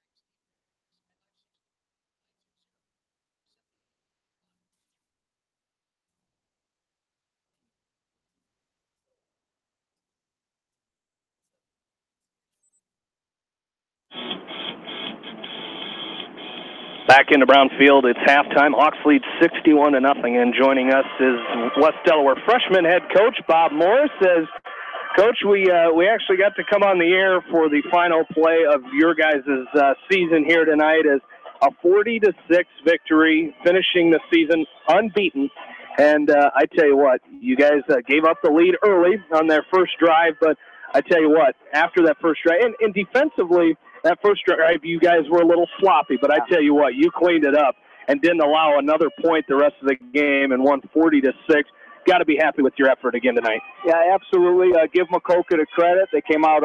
We knew they wanted to throw the ball, and they did a nice job and got a few pass plays on us, and our kids were a little bit soft, but just kind of feeling out what they were going to do. And then after we got through that drive and then got the football and went down and scored, defensively, Coach Ward made a couple adjustments, and then the kids kind of responded and played hard for us like they always do. A very aggressive group, which is some of our problems. We're our own worst enemy when we're very aggressive and we get a few penalties that way. But you get kids that you can't put it in them, and you certainly don't want to take it out of them. Absolutely, and that was the thing, is a lot of injured bodies down there. Some of those Maquoketa kids are going to be a little sore tomorrow, but like you said, you can't fault your kids for that. They played hard, and that was the thing we saw with this group all season. And I think looking forward, obviously we have a pretty good team here on Friday nights in this varsity, but I tell you what, you give those couple kids a couple more years to develop, and this is going to be a very fun group to watch. Well, the great thing about West Delaware football is rather at the freshman level or the lower levels, we go 2-6 or 2-7 or 8-0. We always get there at the end, and it's great fundamentals. The coaching, like tonight, we certainly look for the safety and look out for our kids, but we're always going to coach them up to hit hard and play clean football. I thought the kids did a really good job of that tonight, and if something is going on other than that, we will take care of it. But really proud of the kids, all the ones that were out there that started and the guys that were coming off the bench, and just really excited to play, and they did a great job. Cale Meyer usually gets his yards, but that offensive line did a great job blocking for him. And then we got the ball moved around a little bit more tonight with some different running backs. and Maquoketa plays a little softer pass defense, and we kind of took advantage of that tonight as well, completing, I think, 8 or 9 passes. Well, you talk about your offensive line and putting in running backs. It didn't really matter who you had out there. Cross Underwood had a great game running the ball as well, and that's just a testament to the system, trusting in the process here, and that starts from 7th grade, moving on to 8th grade and freshmen. And I tell you what, it's really shown this year with the record. I think with the whole program, there might be 3 losses from 7th grade and 2 varsity. Yeah. So a lot of good things happening, but in the West Delaware football program. But let's start with your coaching staff, and I know you and Johnny have been working together forever, since probably the inception of West Delaware football, it seems like. But I tell you what, always, I had you guys in 7th grade. You moved up to the varsity level, but you guys have been together for a long time. See, Jesse Pop has helped you guys out this year. And, of course, you guys get your staff on Fridays. Coach Becker comes in and he gives a few words of advice on Friday nights and with your team and all the other coaches that come along. Coach Klaus has helped out a little bit, but it takes a group effort to have some of that success, and you guys have been through it together. Absolutely, we all work together in the practices with Coach Klaus and Coach Becker, and we help each other out as far as the scout teams and do the things we need to do. And Coach Pop, he's running the 5th and 6th grade program. Both of his sons are managing for us. Really helpful on the sidelines to have another set of eyes. He's going to be a great coach for us in the system, cares about the kids, and certainly is doing it right. And so really appreciate his help. And then just the varsity is always there. We always meet on the weekend and cover things we need to do. And the one great thing here is Coach Wink's always there to help you if you need it, and he also allows you to coach it and do your thing. So it's been a great pleasure to coach here. I hope to continue to do it for a while. John Warden and I did it 25 years or 26 between 7th and 9th grade.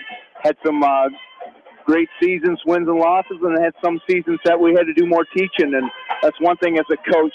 The bottom line is you're always a teacher, and I certainly enjoy being part of the program and working with these kids. I want to thank all the parents for coming out and supporting us. And, of course, my family. I got to spend the day with my daughter's my granddaughters today, so that was nice. And my grandson's birthday today, Chad Wolfco, so happy birthday to you. Very good. All right, Bob. Certainly appreciate you joining us all season long, and hopefully we get to do it again.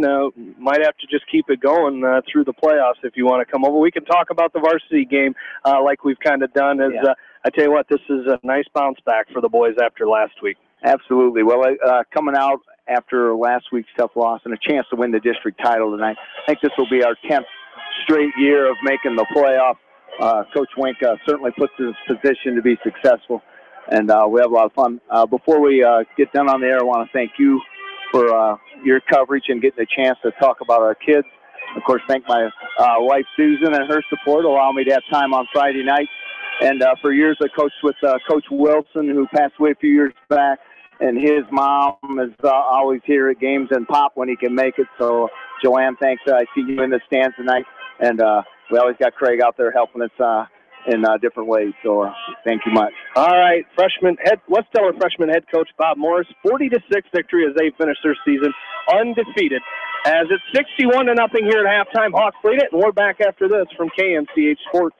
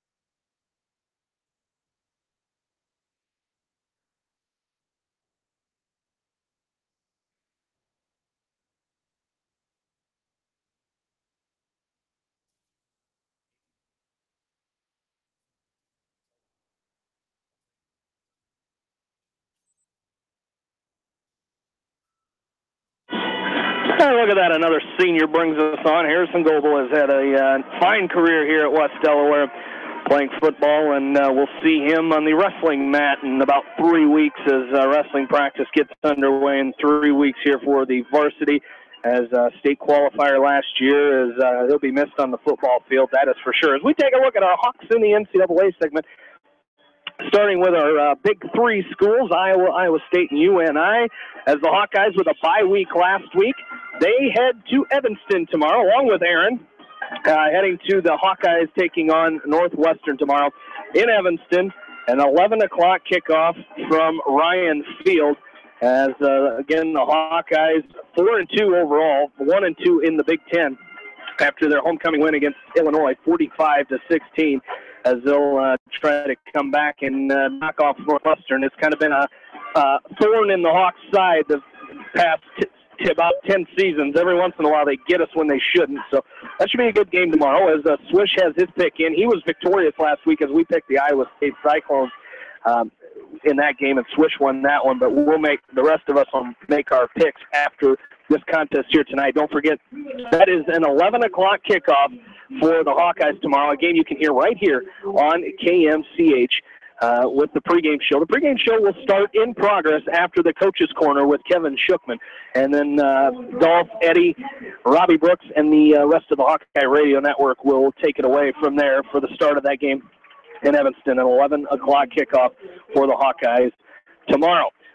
The Iowa State Cyclones victorious last week, 45-0 over Kansas, to move their record 4-2, 2-1 in the Big 12 as they return home, or they hit the road tomorrow, to Lubbock, Texas to take on Texas Tech. That is an 11 o'clock kick for the Cyclones as they will be taking on the Red Raiders of Texas Tech tomorrow as the Cyclones and John Nagel, a freshman for the Cyclones, a 2017 graduate of West Delaware, a redshirt freshman for the Cyclones.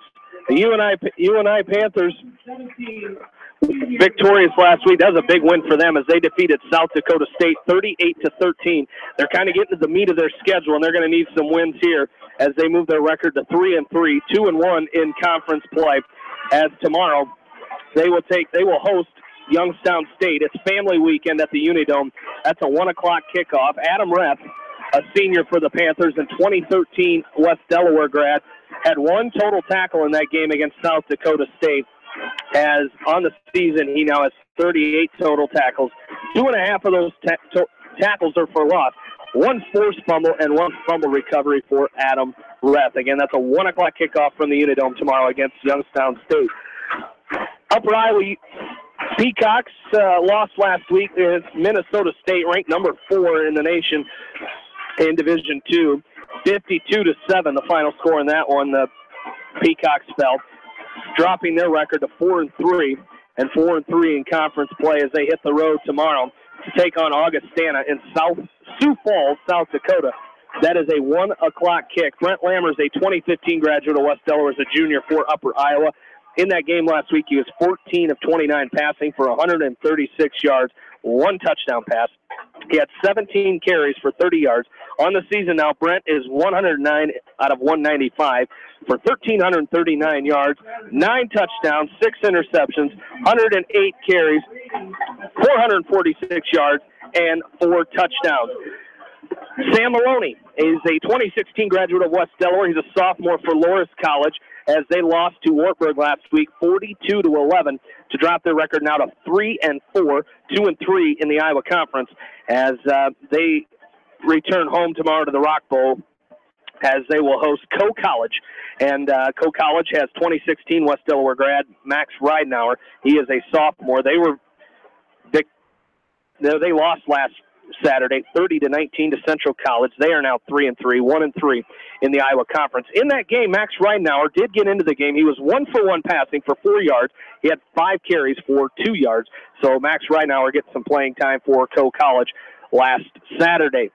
And for Iowa Central, Caleb Sparks is a 2017 graduate of West Delaware, a freshman for Iowa Central as they had last week off. They are 0-7 as they return home tomorrow to take on Coffeyville Community College, an 11 o'clock kick for Iowa Central. That is our look at Hawks in the NCAA. We'll be back in just a little bit for the second half. Hawks lead 61-0, and you're listening to it from KMCH Sports.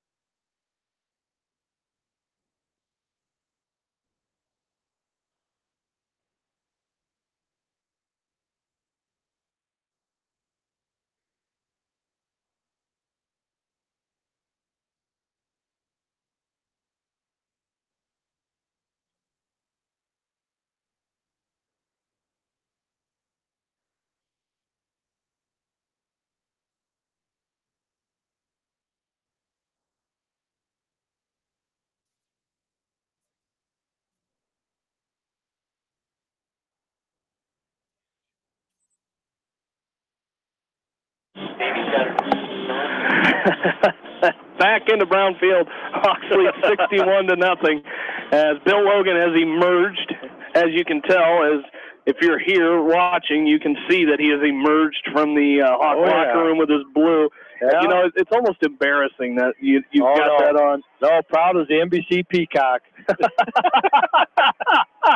Oh, Bill, hey, that was a pretty good first half for the Hawks. That was a very good first half, and I can't wait till after the game because of this the song that Jamie's got to sing. So I'm going to be impressed. People, if you're home listening, do not quit listening. Do not quit listening because Jamie's going to thrill you at the post game. Hawks first half, 462 yards of offense, 301 rushing, 161 passing. Maquoketa 7 yards total offense, minus 11 rushing, 18 passing. I don't know if I've ever seen one that lopsided, even as a final. Yeah. So great first half for the Hawks. All right, buddy boy, thank you, and we'll talk to you next week. We're not going to talk to you after the game tonight. We're just going to move right into next week and let him hit the road and get him out of here. As Mitchell Mangle kicks off here for the Hawks, it's going to be taken. This is going to be a nice little return here for the deep man from Maquoketa, Connor Becker. I couldn't quite spit his name out. Connor Becker. Aaron, a good first half for the Hawks. Absolutely, Jamie. I mean, looking at the drive chart here, you've got 4 or 5 touchdowns on the running the ball, and then another 3 or 4 throwing the ball, and then you got a special teams one in there with the Cabron Cook punt return. So all in all, a really dominant performance on the offensive side, and maybe even a more dominant performance on the defensive side. I just got shown a picture of Bill Logan with a fellow Dodgers fan of his up here in the press box. He did find another Dodgers fan and took a picture, and it got sent to Swisher. So as Grunwald's going to keep it himself, at least I think that was Grunwald. Yes, it was. He's wrapped up there. Matt Wickman makes a stop for the Hawks. As Bill's been looking for a lot of Dodgers fans tonight. Not too many. He broke some poor kid's heart walking out of here at halftime. Must have been a little Cubs fan. Was almost in tears telling Bill that the Dodgers were supposed to lose and the Cubs were supposed to win. So that Bill, he likes to make people cry. As second down and 10, no gain on that first play. Grunwald looks to pass. It's going to be picked up by Mitchell Mangold. It's going to be a late hit on the quarterback, however. As Wickman hit the quarterback, that's going to be a penalty. Mangold returns it all the way, but it's going to be a personal foul against the Hawks, unfortunately. Roughing the passer against the Hawks as Wickman got there a little late on the quarterback, so it's going to be against the Hawks. And that'll move the Cardinals forward after that. It was second down and 10. I still think they're going to get one. Logan was close a couple times. Mangold had his hands on that one. I still think they're going to get one here, Jamie, before the night's over. And the Cardinals, with that, they're going to move it up to the West Delaware 46-yard line. I'm not sure. Is this the first time they have been in West Delaware? Second on the onside kick. That's right. That's right. So that'll be a first down for the Cardinals, their third of the game. As they send a man in motion, they give it to him. It's Arvin Neff, and he's going to be wrapped up behind the line of scrimmage. That'll be a loss of 1. Hawks up 61-0 with 10 minutes left to go in this third quarter. Again, continuous clock here as the 35-point. Any team that leads by 35 points or more starting in the second half, the clock runs continuously, only stopping for touchdowns and timeouts. As the Cardinals come set, second down and 11 on that loss of 1 by Arvin Neff. As Grunwald comes set, they're going to run option to the right. He cuts back and reverses the field. He's all the way to the left side. The Hawks stayed home, though. He gains a yard. They're going to give him 2. He gets back the yard that they lost and then 1. Jordan Brees in on the stop for the Hawks. And it's going to be third down and 9 for the Cardinals. Ball at the West Delaware 45-yard line. Yeah, you're right, Jamie. That was a very good discipline by that defense. You never know when the quarterback or running back are going to switch fields and turn it back the other way, but the Hawks did a nice job of staying home. Shotgun formation, 2-by-2 set here for the Cardinals as Grunwald looks to pass. He looks left, he throws it, and it must have been knocked down at the line as Jordan Brees knocks it down at the line, and it'll be fourth down and 9. And I think this Hawk defense has just created havoc in the backfield. Grunwald, every time he drops back to pass, there's just no time for him to throw the ball. And not to mention, he's not their starting quarterback, as he was their starting running back and was actually leading the team in rushing yards with 4 touchdowns on the season. So to be put back at quarterback in this Hawk defense is just that defensive front has been in the backfield all night, as Luke Brame will punt this one away.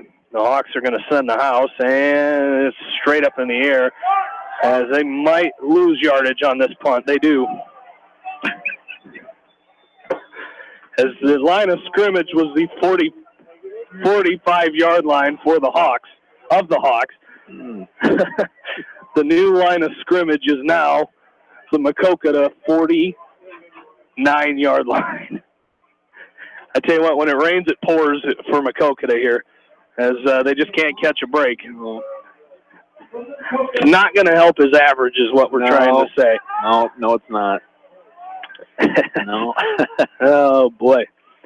First down and 10 for the Hawks. Again, they have it at the Maquoketa 49, and it looks like Mitchell Mangold is in at quarterback. Joey Sonny in as a receiver for the Hawks. Also another new receiver out on the far side of the field. It looks like Jared Helly is in at receiver, and the give is to Cale Rempe up the middle as he's wrapped up there. As Rempe in, Taven Rich makes the stop for the Cardinals as Rempe picks up 2 yards. As he's down, now they're going to give him 3. He's down to the 46-yard line. Well, this is a good, to get Mitchell in there, because you never know, once playoffs next week starts, that's when it's do or die, and you never know when Nick Casey might have to sit out for a play or something like that. So these are good, valuable reps right now. Caleb Zier in at receiver for the Hawks here as well, as Rempe gets the carry again, and he's going to carry forward to down to about the 42-yard line. As Taven Rich makes a stop once again for the Hawks.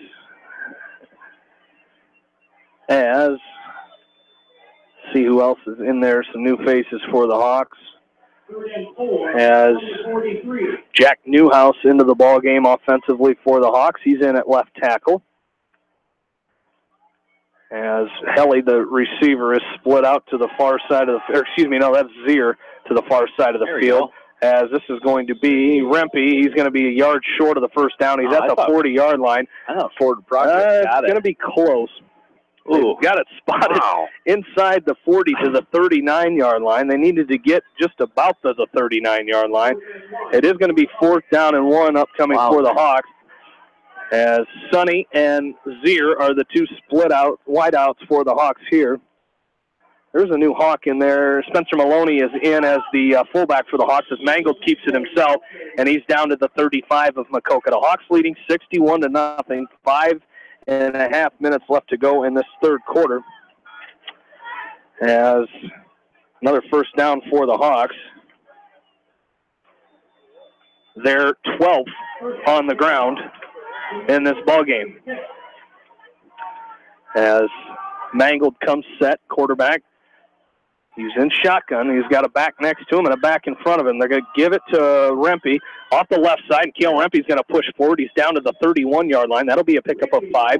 So Cale Rempe doing some work on the ground here is now John Reddingus. As Reddingus comes into the ball game for the Hawks, as the 5'10",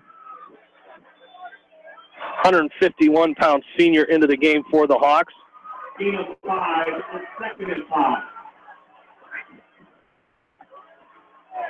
It's 2nd down and 5 upcoming for the Hawks.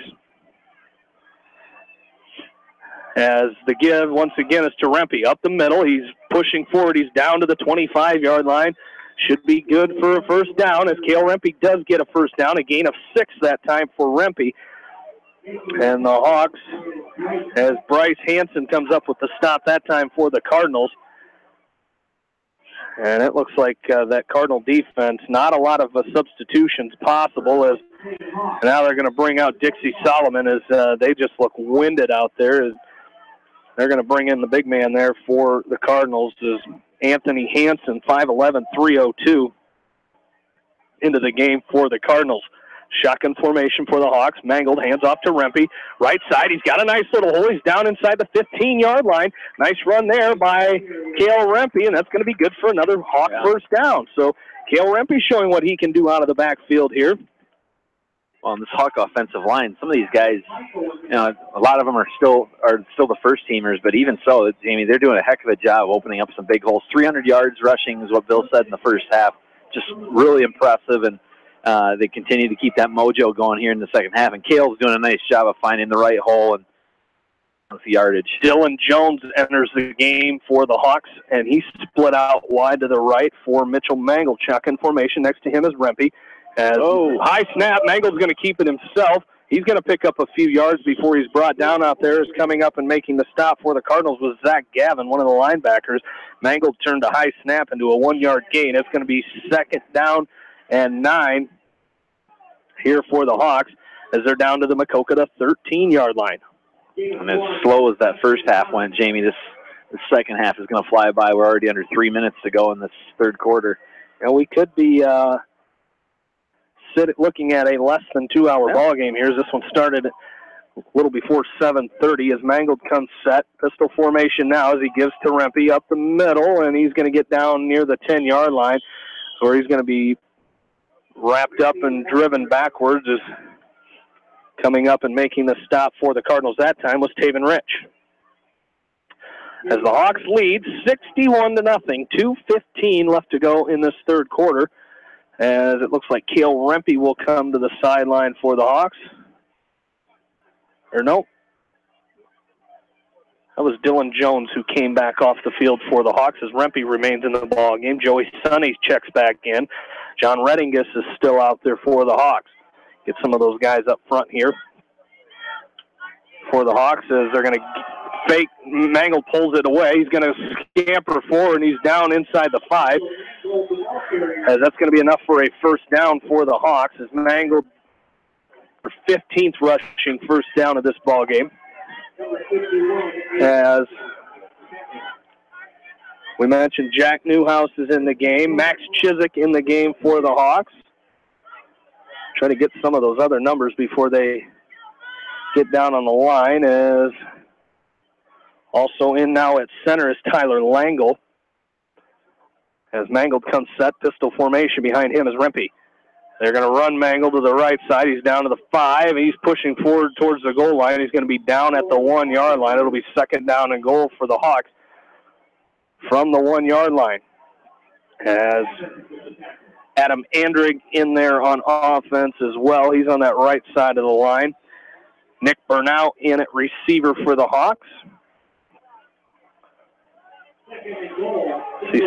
Try to see some of the other changes for the Hawks.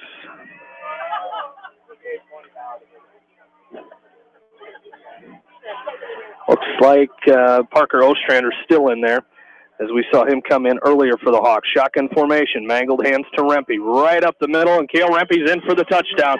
Cale Rempe from 1 yard out, and the Hawks go up 67-0 on the touchdown run by Cale Rempe. That would be what, Aaron? 1, 2, 3, 4, 5, 6 different Hawks have scored in this ball game. Yeah, and just a nice job there by Cale Rempe of again following his blockers right up towards the right hand side of that line and plowing right in. Caleb Zeron for the extra point, a line drive kick, and it got through. Just skimmed over the crossbar, and the Hawks go up 68-0 with 23 seconds left to go in this third quarter. And we'll keep it right here as we'll take a look. We didn't get to do this at halftime, so we'll do it here quick and look at our area scoreboard. East Buchanan victorious over Starmont tonight, 62-0 the final. Bellevue currently leading Maquoketa Valley 33-7. That game in the fourth quarter. At halftime, Cascade leads Union 14-7. Still no score update between Western Dubuque and Dubuque Hempstead. In the second quarter, Decorah leads Independence 24-7.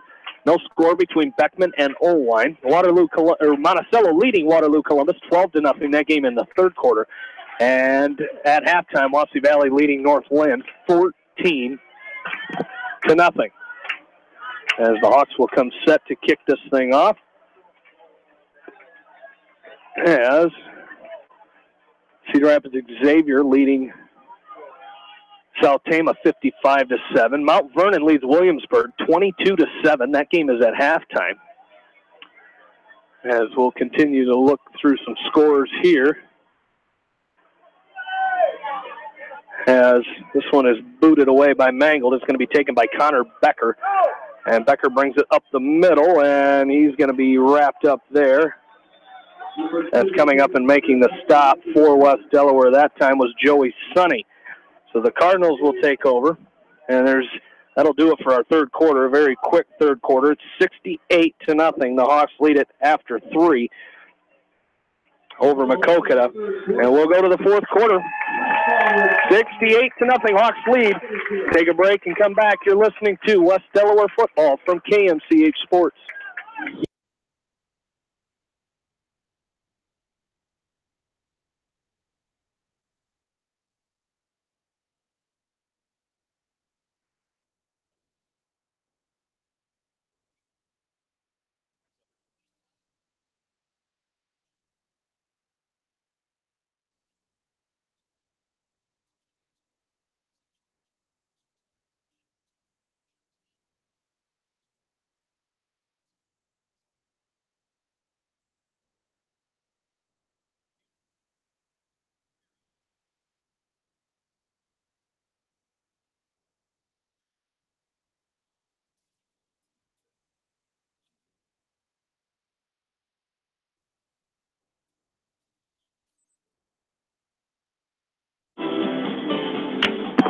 Senior Max Cheezick brings us back into the game here as Grunwald looks to pass, and that pass is incomplete.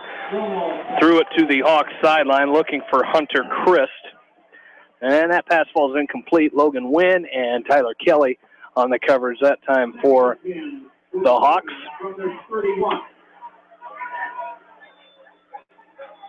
As the Hawks leading, we're back in here for the fourth quarter, 68-0.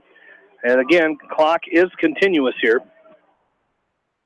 As Grunwald will come set shotgun formation. He looks to pass, looks left. He's going to be under pressure as he throws this one away, throws it up in the air, and it's incomplete as he was looking for Luke Brame. Logan Wynn on the coverage for the Hawks. And it falls incomplete. It'll bring up 3rd down and 10 here for the Maquoketa Cardinals. As at halftime, Dubuque Wahlert leading Center Point Urbana 7-0. Western Dubuque leading Hempstead 14-7. That game at halftime. Clear Creek Amana leads Central DeWitt 13-7. That game in the second quarter. As Grunwald comes set, shotgun formation. He looks to pass and immediately under pressure. Derek Krogman's going to wrap him up. He's going to throw it away as Krogman was coming. It did fall incomplete, and it'll be 3rd down and 10. Had my sister Kyra up here at halftime, as we'll remind you that West Delaware Volleyball returns to the airwaves next Tuesday night, as they have advanced in the postseason as they defeated Union 3-0 the other night. Wednesday night at Seedorf Gymnasium. They now host number 3 Waterloo Columbus in the Seedorf Gymnasium. Tuesday night, 7 o'clock start with John Swisher and Joan Salo as Brame will punt this one away. Again, Hawks leading 68-0, 9:54 left to go. Brame is finally going to punt it away as fair catch called for by Sonny, and now he's just going to let it go. This one's going to end over end kick down inside to the 15-yard line is where the Hawks will start with it 1st and 10. And Brame does that rugby-style kick where he rolls out, and you never really know if he's going to kick it or take off running with it. But he punted that one away.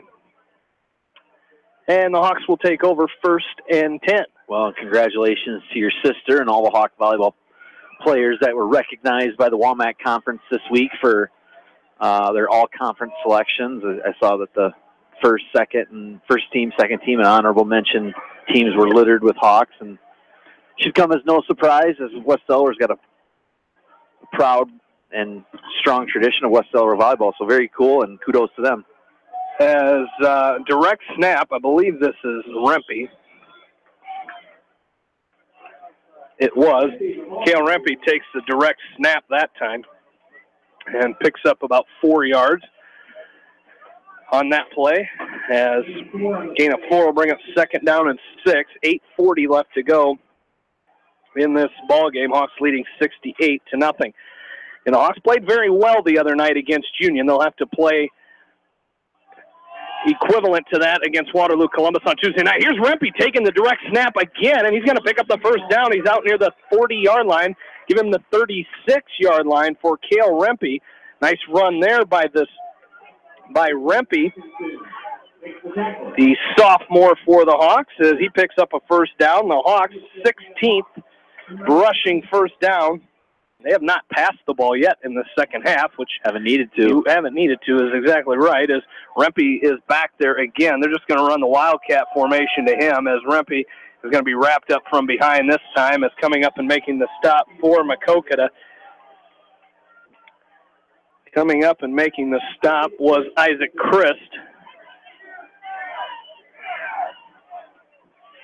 as they're going to call for Caleb Zier. Let's see if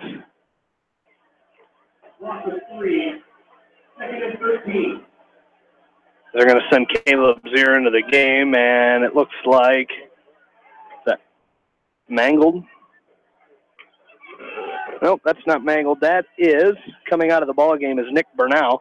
So Caleb Zier into the game for the Hawks, as Rempe is going to run it once again, and he's up to the 35-yard line, about a yard short of the original line of scrimmage here, as it'll be 3rd down and 11 here for the Hawks. 7 minutes to play here in this ball game. The Hawks trying to win a district title here tonight. It'll be their 4th straight district title, their 10th straight playoff appearance, and 23rd in school history.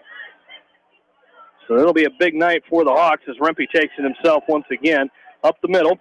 And he's got the ball's on the ground. The Cardinals are going to pick it up. And Cardinals have it, and they're running forward. They're down inside the Hawks 40 to about the 38-yard line as Rempe couldn't hang on to that one. And Maquoketa takes over 1st and 10 at the West Delaware 39-yard line. Looks like he was trying to just push forward and pick up. He was about 3 or 4 yards short of the first down. Looks like he was trying to lean forward a little bit maybe to get those extra yards, and just the ball kind of popped out there. So first turnover for the Hawks tonight. So the Cardinals will come back on offense. Ryan Grunwald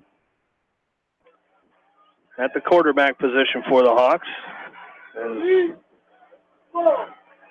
see some new faces defensively for the Hawks. Not too many, though, as into the ball game, Adam Andrig in on defense for the Hawks. Derek Krogman in there.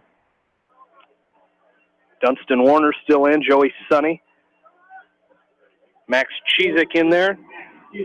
As Chizik and Breeze combine on the stop, and now coming into the ball game defensively as Matt Wickman will check back in for the Hawks. Cameron Cook out there yet. And Tyler Langle in there as a linebacker for the Hawks here. 2nd down and 9 on a 1-yard gain that time for the Cardinals. As Grunwald comes set, he hands off to Christ. Isaac Christ up the middle. Wickman grabs a hold of him, and Matt Wickman's going to drive him down for at least no gain. He might have got back to the line of scrimmage, but they're going to say he lost a yard, so he's back to the original line of scrimmage at the West Delaware 30. They're going to give him the 38, so no gain. It'll be 3rd down and 10. Our official on this side was at the 38. The one on the other side's on the 39. So we're going to give it the 39 and call it 3rd and 10. 4.5 minutes to play here in this ball game. As we'll have to get Bill's final stats because the total yards for Maquoketa is going to be might make the top of the list here maybe tonight as Grunwald tries to keeps this one himself. Nice hit that time by Langle, but he bounces off of Langle and gains a couple yards that time before he runs out of bounds. But it'll be 4th down here for the Cardinals with 4 minutes to play here, because we're going to have to pull up the West Delaware record book tonight.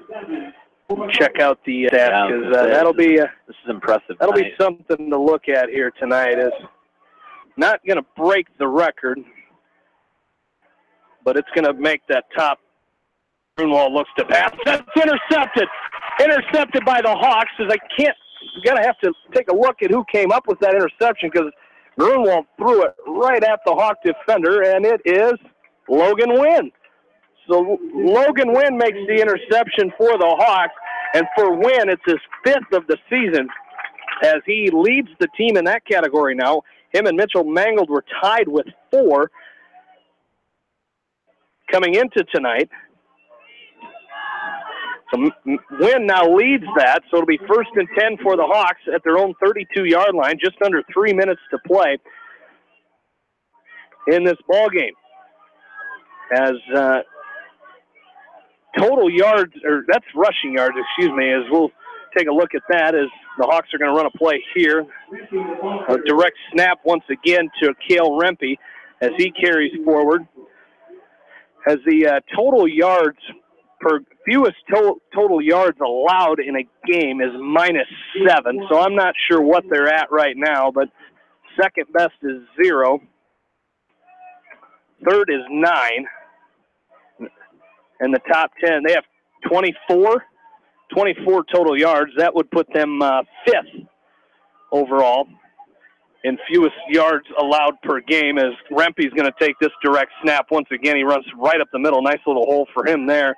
as coming up and making the stop for Maquoketa that time is going to be Zach Gavin, as Rempe brings it out to the 38-yard line. It'll be about 4 yards short of the first down. So it'll be 3rd down and 4. And at 40 left to go in this game. I suppose it's time, Aaron. I'm probably going to have to pull up some lyrics. Oh, man. Unfortunately, as Rempe takes the snap here, he's got some room. He's out near midfield. He's going to be brought down out there by Richie Atkinson. But that's going to be enough for the Hawk first down. Nice run there by Cale Rempe. Yeah, and just did a nice job of following his blockers. And had he get the stiff arm connected with that last defender, he might have been in for the touchdown. But nonetheless, Cale did a nice job there of picking up big yardage and keeping the chains moving. Minute left to go in this ball game, as the Hawks student section slowly starting to congregate down here to the fence, where they will be held up by high school principal Tim Felderman, as under center now.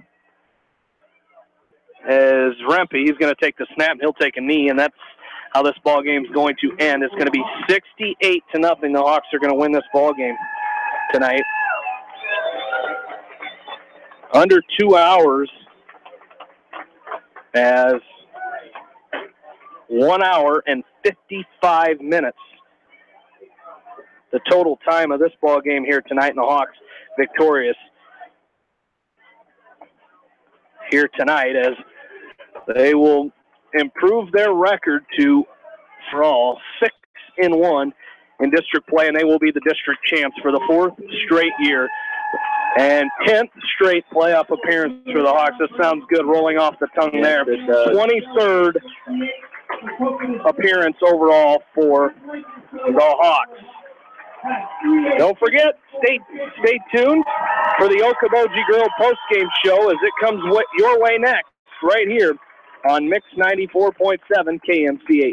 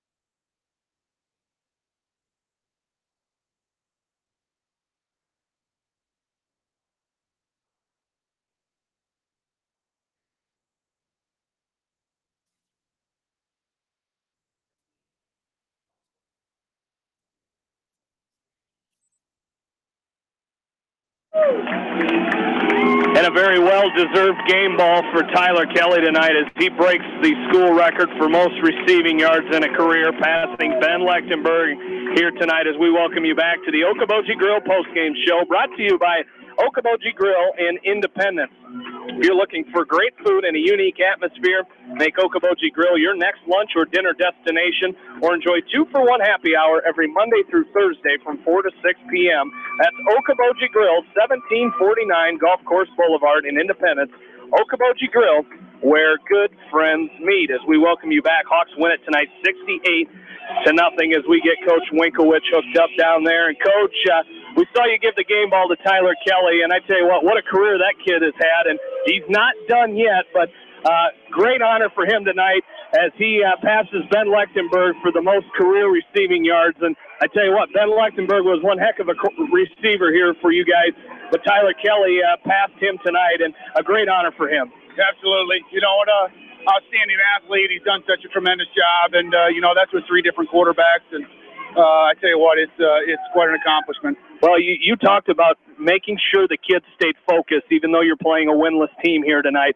And I tell you what, I don't think they looked like they had any trouble with that after the tough loss last week, battling back, and they look like a very focused group here tonight. You know, so much energy tonight. I could sense it in the pregame, and just so proud of these guys the way they bounce back. And you know, the biggest thing for us tonight, we just wanted to execute, and I'm really happy with the way our kids executed on in all phases of the game. Well, Coach, 10th straight playoff appearance, 4th straight district title, and I'd be remiss if I didn't mention, you know, Coach Imsland has been here 10 years, and you've gone to the playoff 10 straight years. He did mention that to me before the game, but that's great, and congratulations. And that's a whole unit. That's from 7th grade to 12th grade. These kids, you guys have been doing this for a long time. Yeah, that's exactly what I told the seniors before the game. I said, you know, this is really this is senior night. Honor those guys, and these guys have been at this since 5th grade, and you know, we got such a tradition here, and these guys are they do everything we ask them to do, and I can't say enough about being a part of this program. It's you know, I told them tonight, you know, never forget where you come from. It's a pretty special place. Well, Coach, now you wait on the state. About maybe 2 o'clock in the morning, they'll have it ready. Congratulations on the win tonight, the district title, and we'll talk to you right here at Brown Field next Friday night. Thanks, Jamie. West Delaware head football coach Doug Winkowicz here on the post game. We'll wait till he gets his headset on. Here we go. We'll get his headset on first, and that's going to do it for us here tonight. We're gonna send it off now, as that's going to wrap up our post game show here tonight. Thanks a lot. We have multiple unfinished business here tonight. I've never seen people get by your radios and turn the dial up. I've never seen Bill put his headset and take the microphone on as fast as I did right there. Oh, man. I've been waiting for this for 29 years. Yeah, 29. You've been waiting. 29, but at least one really long year. Yeah, you have been waiting a long time since your rendition of Go Cubs Go last year. I should have had Ashley pull that up. Should have had somebody play that tonight. We should have had Ashley pull that up from last year, just to show everybody, you know, what you had, and we could have had a competition on whose rendition was better. But Bill, I'll admit you got a better song. Our song is awful. I feel sorry for you. Really. Don't be awesome. Don't be dogging Randy Newman. That's a great song. But before we get to all the fun that's about to happen here. There was a lot of fun on that football field tonight, and Coach Wink mentioned it. That was a very focused group, a lot of energy on the field, getting ready for a team who hadn't won a game yet this year and looking for a district title, and the Hawks took care of business tonight. Yeah, they did. You know, they came out and they did everything that they worked on all week in practice, all the things that maybe didn't go right last Friday night. You know, they did a great job of correcting them, coming out, focused, did the things they wanted to get done, kept it pretty simple. You know, and just executed tonight. Came out and really did what they all wanted to do. Came out with the big W. I didn't see anybody that really came out nicked up or dinged up or anything tonight. And, you know, it'll be good. Hopefully we'll get a couple guys back for next week. It'll awesome next Friday night here. Well, Bill, we had a great outburst by the offense here tonight. What do we got? That defense pitching the shutout and not allowing too many yards here tonight. No, they didn't. Offensively for the Hawks, 43 rushes for 391. Curley with 142 on 10 carries. Brees 109 yards on 7 carries. Cale Rempe, second half, you know, kind of led that offense. He had 76 yards on 16 carries. And then Mangold, he had 62 on 7 carries. So kind of a four-headed monster there tonight, rushing the ball. 8 out of 11 passing all in the first half, 161, so 552 total yards. But defense, you know, they gave the game ball to Tyler Kelly, and rightfully so. But, man, if there was a second ball game, you'd have to give 11 of them out to the defense. Defensively, Maquoketa ran the ball 23 times for a net 9 yards. 3 out of 23 passing with 1 pick. 9 yards, you said? 9 yards. That doesn't quite get it. I think the fewest rushing yards number 9 was 5 yards. Yeah, well, they had the quarterback scramble for 10 yards the one time, and that's probably what broke the camel's back. 3 out of 23 passing, 1 pick, 18 yards, 27 yards of offense. But they had 35 yards of penalties, so if you kick the penalties in, negative yards offensive for the Cardinals tonight. That's just some outstanding defense by the Hawks. Well, Bill, a little different format. The Saturday release was almost a little better because the coaches knew that it was going to be Saturday morning, but they're back to their old format where the the playoff qualifiers will be announced at midnight. The matchups will be released somewhere around 2 a.m., so the coach is having to put up a little extra, hopefully not 2 a.m., hopefully they get it out before that. I would think they'd have some sort of idea of where everything was going to be, but coaches have to stay up a little bit here tonight to try to wait for the playoff pairings. Well, I think what's going to take it a little longer than normal is you got those 2 wild cards as they got to figure out the 2 teams that kind of get in without getting first and second place. And then you got to figure out which one of those second-place teams gets to host a first-round game because there's only 7 district champions and there got to be 8 home games. So somebody's a district runner-up, and I would assume that that's probably all going to be based geographically as far as who's going to get a home game as a second-place finisher. So, it's some interesting pairings.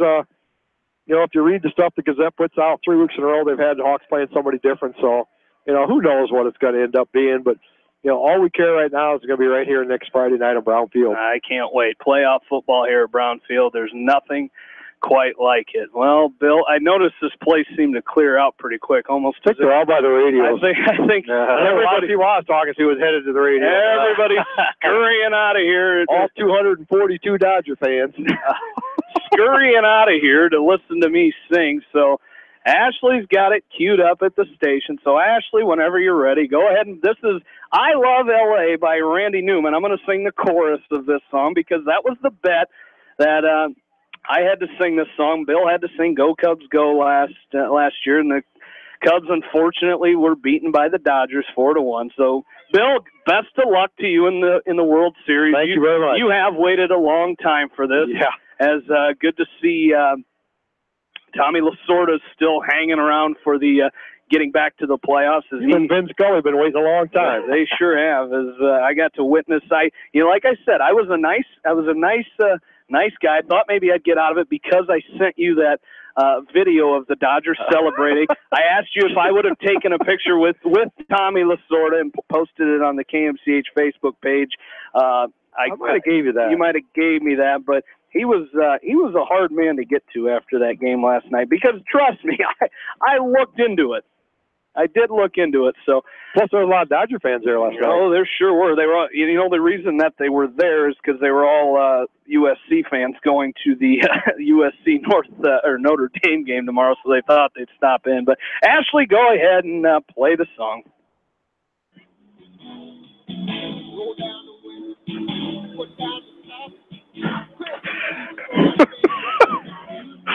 And Aaron's going to help me here too. There's a little part for Aaron. He's getting ready. All right. From the South Bay to the Valley, from the West Side to the East Side, everybody's very happy because the sun is shining all the time. Looks like another perfect day. I love L.A. Yeah! We love it! I love L.A. We love it! We love it! I guess we love it. That is awesome. Great job. I'm sure that'll never come back to haunt you. No, I think Ashley forgot to record it. I hope. Great job, Ash. Oh, one can only hope. Well, Bill, we get to talk to you. Hey, as long as this was much easier to do with a Hawk win and a district title. Yeah, and, absolutely right. We will talk to you next week. Hey, we got predictions. Oh my goodness! Oh, man. We got one more important thing to do. All right, guys. Good thing you said something. I'm so embarrassed. I just want to get out of here. Yeah, I don't want to take a shower. I do. Yeah. I feel like I'm going to be mobbed in the parking lot from all. Well, you got some fans down here. Want your autograph now? Yeah, you want my autograph? Yeah. Jeff Harris wants my autograph. I'm sure. There's a lot of kids standing out there. They'd take it. Yeah, they'd take my autograph. Darn right sure. they would. All right, Hawkeyes. Hawkeyes and the Northwestern Wildcats tomorrow. They are the Wildcats, right? Yes, they are. Okay, had a brain fart there. All right, Swish went 26-15. I got to think of what the standings are. I think Bill's got 3. I have 1. Aaron has 1. Swish doesn't have any because last week didn't count. Oh, rats. So Swish went 26-15 in favor of the Hawkeyes. The winner before him was Aaron, so Aaron gets to go second. Well, the last time the Hawks went on the road, Here we go. I picked them to win, and they lost. Is this that reverse psychology I'm doing it jump again. that you? I'm doing it again, and I'm not even going to say why I'm doing it. I have a gut feeling, so I'm going to go 20-10 Northwestern. 20-10 Northwestern. Yep. That is 30 points for the Wildcats. Who cares about what the points are? He's the only one thinking of. I wouldn't be so sure about that. Ooh. All right. Ooh. Bill, you won before Aaron. I'm the low man on the totem pole. I kind of like this position. Yeah. I hate. It's almost best to be last because then you can pick last and you can be the real jerk. Bill, what do you got? Go Hawks. Swish had how many points? 41. 41. I'm going 21-18 Hawks. 21-18 Hawks. That's 39 points. Well, that's now you can box him good. That's box him. Yeah. What if I want to go lower and box you? I tried to get it. How about 21-17 Hawks? Yeah, that's 38 points. You know they're what? They're going for 2 when they're behind, so they're going to kick a field goal and tie it. So that's why they're going to get 18. All right, that's our picks. Swish has 41, Bill has 39, Aaron has Northwestern with 30, and I have 38 for the Hawkeyes. Bill, we'll talk to you next week right back here on Brownfield. Hey, what a great week. We're looking for an exciting week next week. Amen. And a great time next Friday night. Good job tonight, guys. All right, Bill, Logan. Take care, Bill. Down on the sideline for us tonight and every night for West Delaware football. Taking a look at our area scoreboard here tonight, East Buchanan defeats Starmont 62-0. It was Bellevue over Maquoketa Valley 39-21. So the Wildcats got a hope for a wild card here tonight. And when the final pairings come out, Cascade leading Union right now 20-7 in the fourth quarter. Western Dubuque leading Dubuque Hempstead 14-7 at halftime. Decorah with a 24-7 lead over Independence in the third quarter. It's Monticello 30-0 over Waterloo Columbus in the third. And in the third quarter as well, Wapsie Valley leads Northland 28-0. Let's check some of these other scores. As some of those take a look at one of our big games in Class 2A here tonight, as Mount Vernon in the third quarter leading Williamsburg 22-7, as now Cascade leads Union 20-7, as that Western Dubuque score was in there. As I know the Bobcats needed to win tonight to keep their. I believe they needed to win tonight to keep their playoff hopes alive. They were right in there as well, taking on Dubuque Hempstead tonight. Was Western Dubuque, as we'll get to that one here shortly, as that last score we had was a halftime score for Western Dubuque, as that is still the score, 14-7 at the half. Well, that's going to do it. That's going to do it for the Okoboji Grill post-game show, brought to you by Okoboji Grill in Independence. If you're looking for great food and a unique atmosphere, then make Okoboji Grill your next lunch or dinner destination, or enjoy 2-for-1 happy hour every Monday through Thursday from 4 to 6 p.m. That's Okoboji Grill, 1749 Golf Course Boulevard in Independence. Okoboji Grill, where good friends meet. And that's going to do it for us here tonight. I want to thank the sponsors of West Delaware Football and KMCH. Without them, this broadcast would not be possible. So we encourage you to please shop locally. Want to thank Ashley Bramey for running the board for us this evening, although I'm not sure I want to thank her for she could have played Go Cubs Go and made me sing that or something. But thanks a lot, Ashley. Great job tonight. And most of all, I want to thank you, the listeners. For Aaron Plain and Bill Logan, this is Jamie Vasky saying good night from Brownfield in Manchester, where once again the final, the West Delaware Hawks 68 and the Maquoketa Cardinals 0. You've been listening to West Delaware Football on Eastern Iowa Sports Station, Mix 94.7 KMCH. Stay tuned for this week's Area Online and Playback Game of the Week as Maquoketa Valley is at Bellevue.